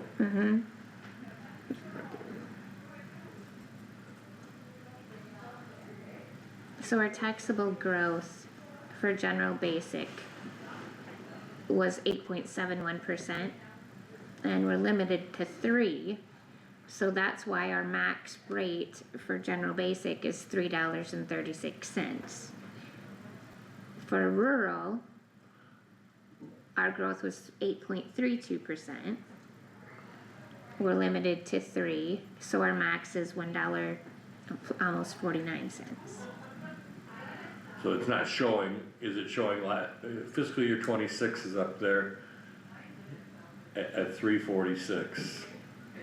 So it's limiting our taxable growth, Our levy growth, our taxable growth, total taxable growth. yes. Yeah, the limitation goes on the dollars that we bring in. So then you're looking at the 6175, 580 versus the 6518 Yep. So that's a revenue growth of 5.5%. Yep, that's what I was saying. And so our levy this year is gonna drop in both general basic and rural basic. I understand the levy's dropping because the valuations went up. Yeah, So how is the total, and that's limited to 3%. This is limited to 3%. yes. So all the money's coming in the supplemental levies to get us to this 6.5? No, so the limitation factor or percentage is 3%, but the revenue growth for general basic, if we max out that levy, is 5.5% Yes. in new dollars. How does that happen? I'm not saying you're wrong, in no way arguing the point.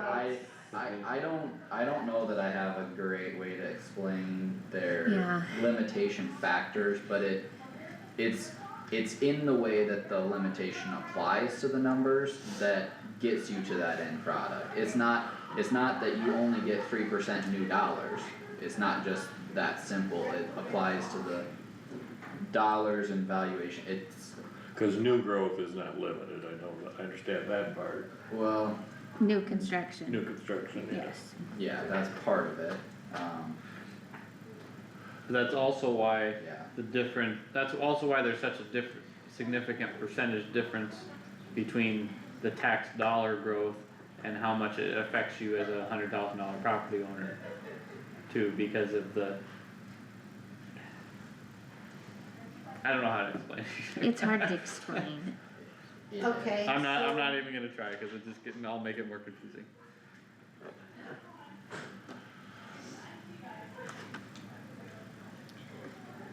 Well, and then you take these 5.5 and 5.16% increases, and then you add in the even if the levy rate for supplemental is the same, you're still gonna have valuation growth, so that valuation growth is what eventually gets you to that roughly 6.5% total dollars growth.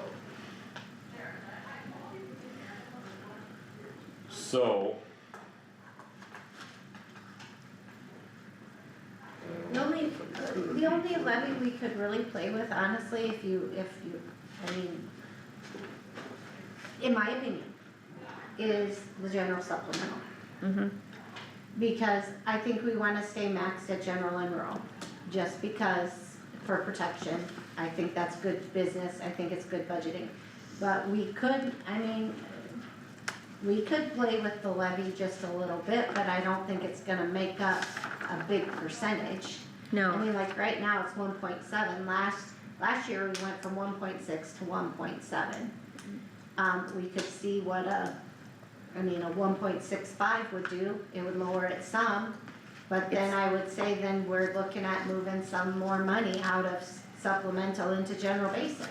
I did play around with it a little bit just to see, and like, if you went up like from 170 to like 172, just going up, but it should be the same either way, it was only like $30,000. So for the amount that you're gonna decrease it, for the amount of funds you're gonna get, it's not gonna make a difference to the budget very much. So then Howard, if you wanna lower the dollars, it's just a matter of cutting those dollars out, not so much playing with the levies. Is that- Right, yeah. and it's, yeah. Well, I fully agree with the 25% as a target, or at least a bare minimum for fund balance. I mean, that's just simple math of a calendar you gotta get from the start of the fiscal year to taxes coming in, so I guess that's pretty self-explanatory. Which is generally held for Yep, government. yep, but, I mean, the hardest thing is if you wanted to bring levies down and still keep fund balances adequate, it's cutting expenses, and where are you gonna do that? So, I mean, that's Sure. what it comes down to. so in broad strokes, wages went up 3% plus longevity, insurance was just out of this world. We're not sure where the health insurance is gonna end up yet as far as what the county's gonna be paying. I thought, it might be the operative word there, I thought we were making genuine reductions in but we don't really know yet if it's gonna. I think we did make, honestly, I think we did make genuine reductions, I really do, it's just not gonna show up until we get those final rates, and which is after the budget. And we, and I do think that I really feel like we were So- definitely acting in good faith to try and lower things. So this budget shows 15% in the health insurance going up? Yes, in everybody's budget, but then as far as the self-insurance switch to HSA, Doug figured 30% of employees, because he doesn't wanna over-figure. So that could change depending on how many employees change to a high deductible. And it's showing the 15%, Mm-hmm. but yet. That might by- come down. But, well, it's showing the 15% because that is what we budgeted for. What you're putting in. That is what we're putting in, but yet that's why my suggestion of moving some of that insurance money to general basic helps offset that, so it's not an increase, so we didn't have to. If we'd have left it in there, then we were gonna be below 25%, then we'd be looking at raising that levy. This way, we don't have to. So, yeah, on the health insurance side, I'm gonna try and be careful how I say this, and not pull too many directions of the web into it, but, the amount of people that choose each plan and how that all plays out is gonna affect the self-insurance fund, but what affects our levy rates is what we put in as a county contribution. Doesn't matter what the employees contribute, doesn't matter what happens to the self-insurance fund, The only thing that affects our ending fund balances that we're talking about right now is what our county contribution is. So unless we changed from the 15%, that's where it's at. I mean, I don't know if we wanna open that can of worms and talk about changing the county contribution levels, but Well, I don't think we No. do, Uh-uh. I think we decided what we were doing for health insurance but I kinda was under the impression we didn't really know how it was gonna pencil out at the end, cause we don't know what the rates are gonna be. And we The don't know rates- how many people are gonna sign up for what. yeah, the rates might vary a little bit. I don't think I've seen any huge changes from initial rates versus final rates that have caught my attention anyway, but. In the past, In the past, but that is a valid point of who chooses which plan, but when we were talking about that, that's why I tried to have them side by side as if everybody was on one and everybody on the other, but, I mean, for the purposes of this conversation, that doesn't matter, cause unless we change that percentage from the county contribution, it's not gonna change our fund balances. Cause if we have 30% that switch to the high deductible plan versus 70% that switch, the county contribution still be the same.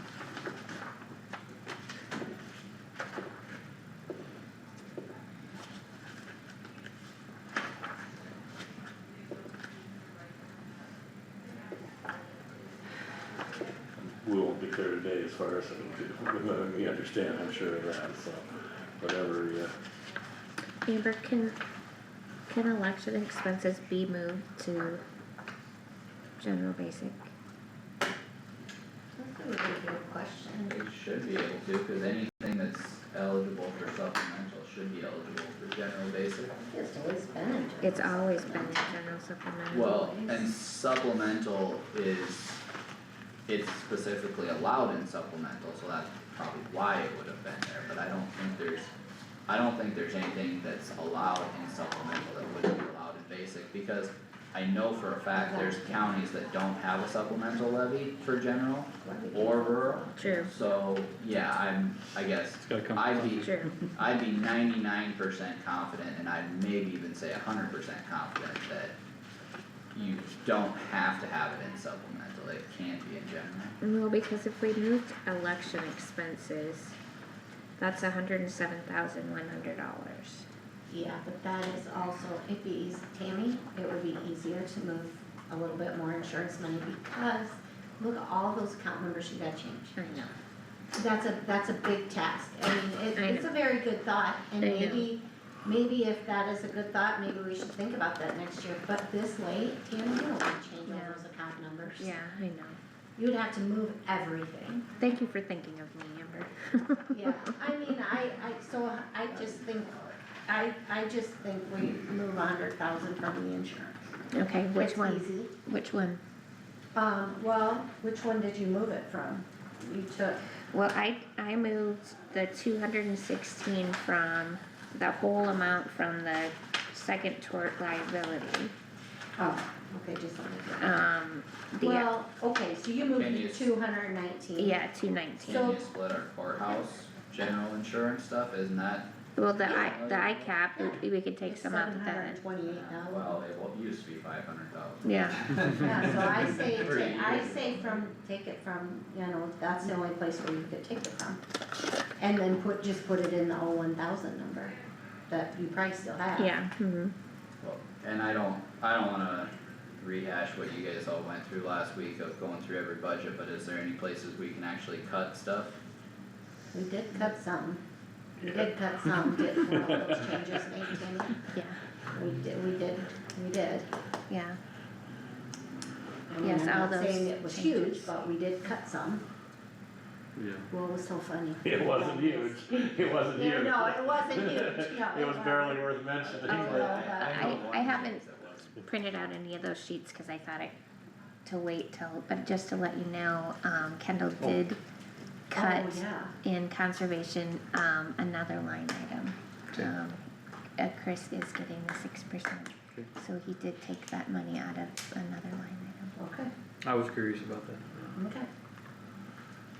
I figured that's what we did. So do you changed?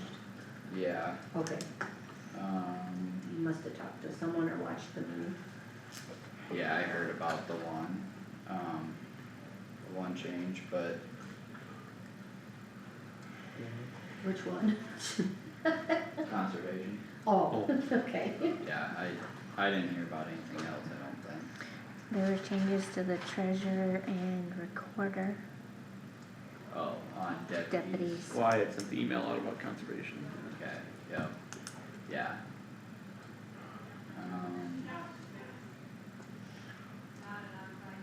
Oh, it's so cold today.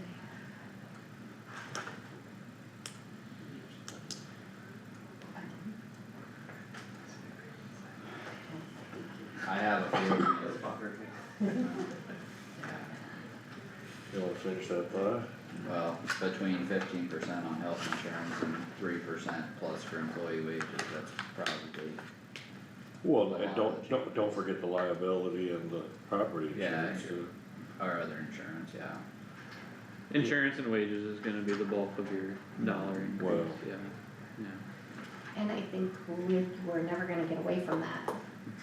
You know, I think this year we made good strides in the health insurance part, trying to change things up and make it, and heck, we may end up way better than we thought if, you know, more people take the high deductible plan, it's gonna, I think we're really gonna see a change, That but would help. unfortunately, we just don't know, and so we gotta plan for that. Well, and you look, if you look at the budget, if, being that's our main increases year after year is wages, insurance, like you say, Amber, that will always be there, so if you're looking to make major lasting impacts to the budget and cutting things, you know, telling Doug that, well, we're gonna buy one less piece of equipment this year, then you just have that again next year. Right. So it's, the Right. county is people, and so you're either gonna say, we're going a different direction with this department and eliminating positions, or just not even providing this service of a department. Right, but even, I agree with you. But that's Go the ahead, only way finish you're it. gonna have lasting And even cutting. financial impacts. Cutting positions is a one-year remedy too. I mean, when health insurance goes up by the kind of factor it is. you know, Sure. 2 positions But, might take care of it. yeah, And does it actually save money if you're paying unemployment? and there's that too, so, So, I so mean. you don't, and that's just, I don't know, I don't know. You know, we could go into budget, you know, next year with the thought of, okay, here, just say we're doing, say, again, 3% increase. And just tell departments to keep their dollar amounts, try to keep their dollar amounts within, if you only raising the. what Keep is your wages? same, Keep the yeah. same bottom line. And we can always request that, yeah. I mean, you know, there are different ways of doing it if we all wanna do it that way. And I think departments would try their hardest to do that if possible. And some departments would be easier to do that than others. you Right, know. exactly. For a department that consists of a couple employees and minimal Yeah. supplies, That's exactly right. No, Then we're- no Yeah, right. technology, no. Yeah. Like a one person, yeah. you know, like HR, they're probably bare minimum budget, you know what I mean? right, But. I mean, there's different things we can do, but. yeah.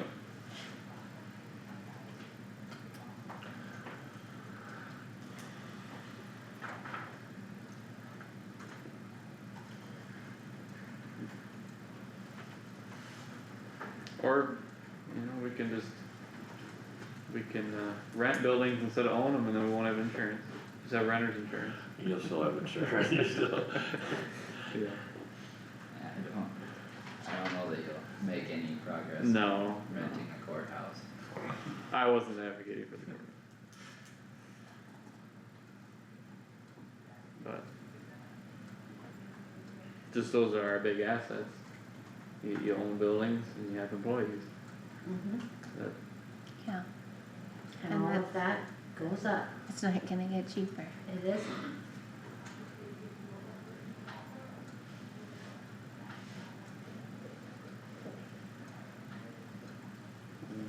You have any good ideas? I have no good ideas, I don't either, I went through things again too. I don't know. no good ideas.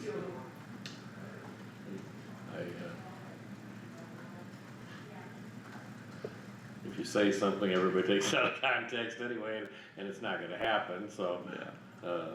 and I Save don't the have. words. Yeah, save the words, exactly right, I don't have any good ideas. Word, But to make a big difference, we'd have to make big changes, you know, that's the hard part. Yeah. And hard to do the last day of budget discussion. no doubt, no Yeah. doubt, Yeah. no doubt. But-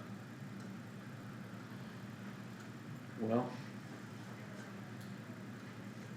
And if there's any fund balance somebody's not comfortable with, or expense you're wanting to cut, or anything to do with, Speak now. speak now, or forever hold your peace for FY 27 budget, but. I mean, the point of making a significant impact, it'd have to be a significant change is very accurate, I think. Without opening the can of worms again, I mean, health insurance and wages are our big ones, so if we're not gonna reevaluate those, then, Well, God knows, oh, I'm sorry, No. but God knows we value We health those insurance pretty hard. We did. Yeah. And again, don't forget liability and property casualty insurances. And it's hard on everybody, it's hard everywhere. it is, those are, I mean, I don't know if we wanna look at raising our deductibles for any of that type of stuff. And I contacted I know Bridget we about have that, and she's previously. putting a note in our file that when it comes time to talk about that next year, she will be here to visit with us about that. Is there anything that can be done for this budget year's price? Well, I think it's cutting it kinda close right now. I did ask her something about it, and, Well, we can always spend less than what's Yeah, in can't we the spend budget. less? Yeah, It was- yeah. Spend less, we Even- can't spend more. Even all the way through the No, we budget can't spend hearings, more we than can that. always reduce it, you just can't go over what's published. Well, even, I don't think anybody's gonna complain if we reduce it even after that, are they? Even, no, It even if doesn't we even have it have to in, be part of the yeah, budget. even if we have it in the budget to spend $1 million and we only spend 700,000, I don't think anybody's gonna complain about reducing expenditures at any point in the year. So yeah, I wouldn't save that for a next year budget conversation. We No, take these you- things on as we. Yeah, have the conversation. she said we could always, we can still request deductible options on this upcoming policy term. Okay, good. So, I will tell her that, if she wants to get some stuff together and come meet with us, that'd be great. Yeah, Yeah, that would be good. but for today, we'll probably just have to leave it. With the thought that we're gonna hopefully save some money.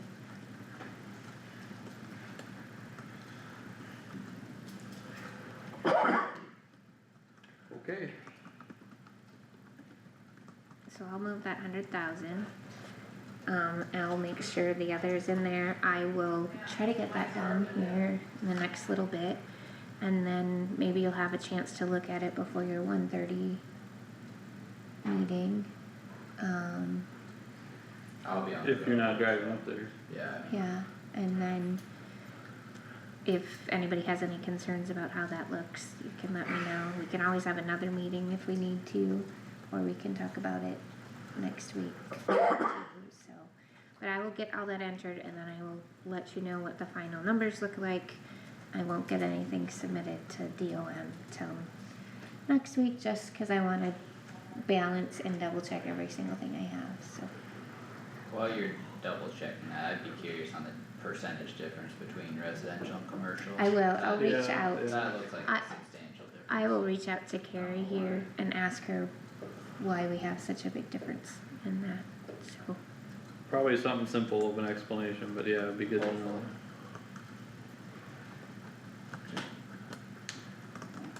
Okay, well, Motion to adjourn. motion to adjourn, Hold on, I gotta find my paper. let Tammy get reset up here.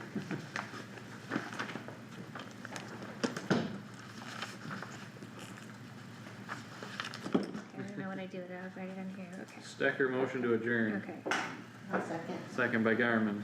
okay. Any further discussion? Hearing none, all in favor say aye. Aye. Any opposed? We are adjourned at 11:40. Okay, So the three of us, Carter, Amber and I are going up, you're gonna go up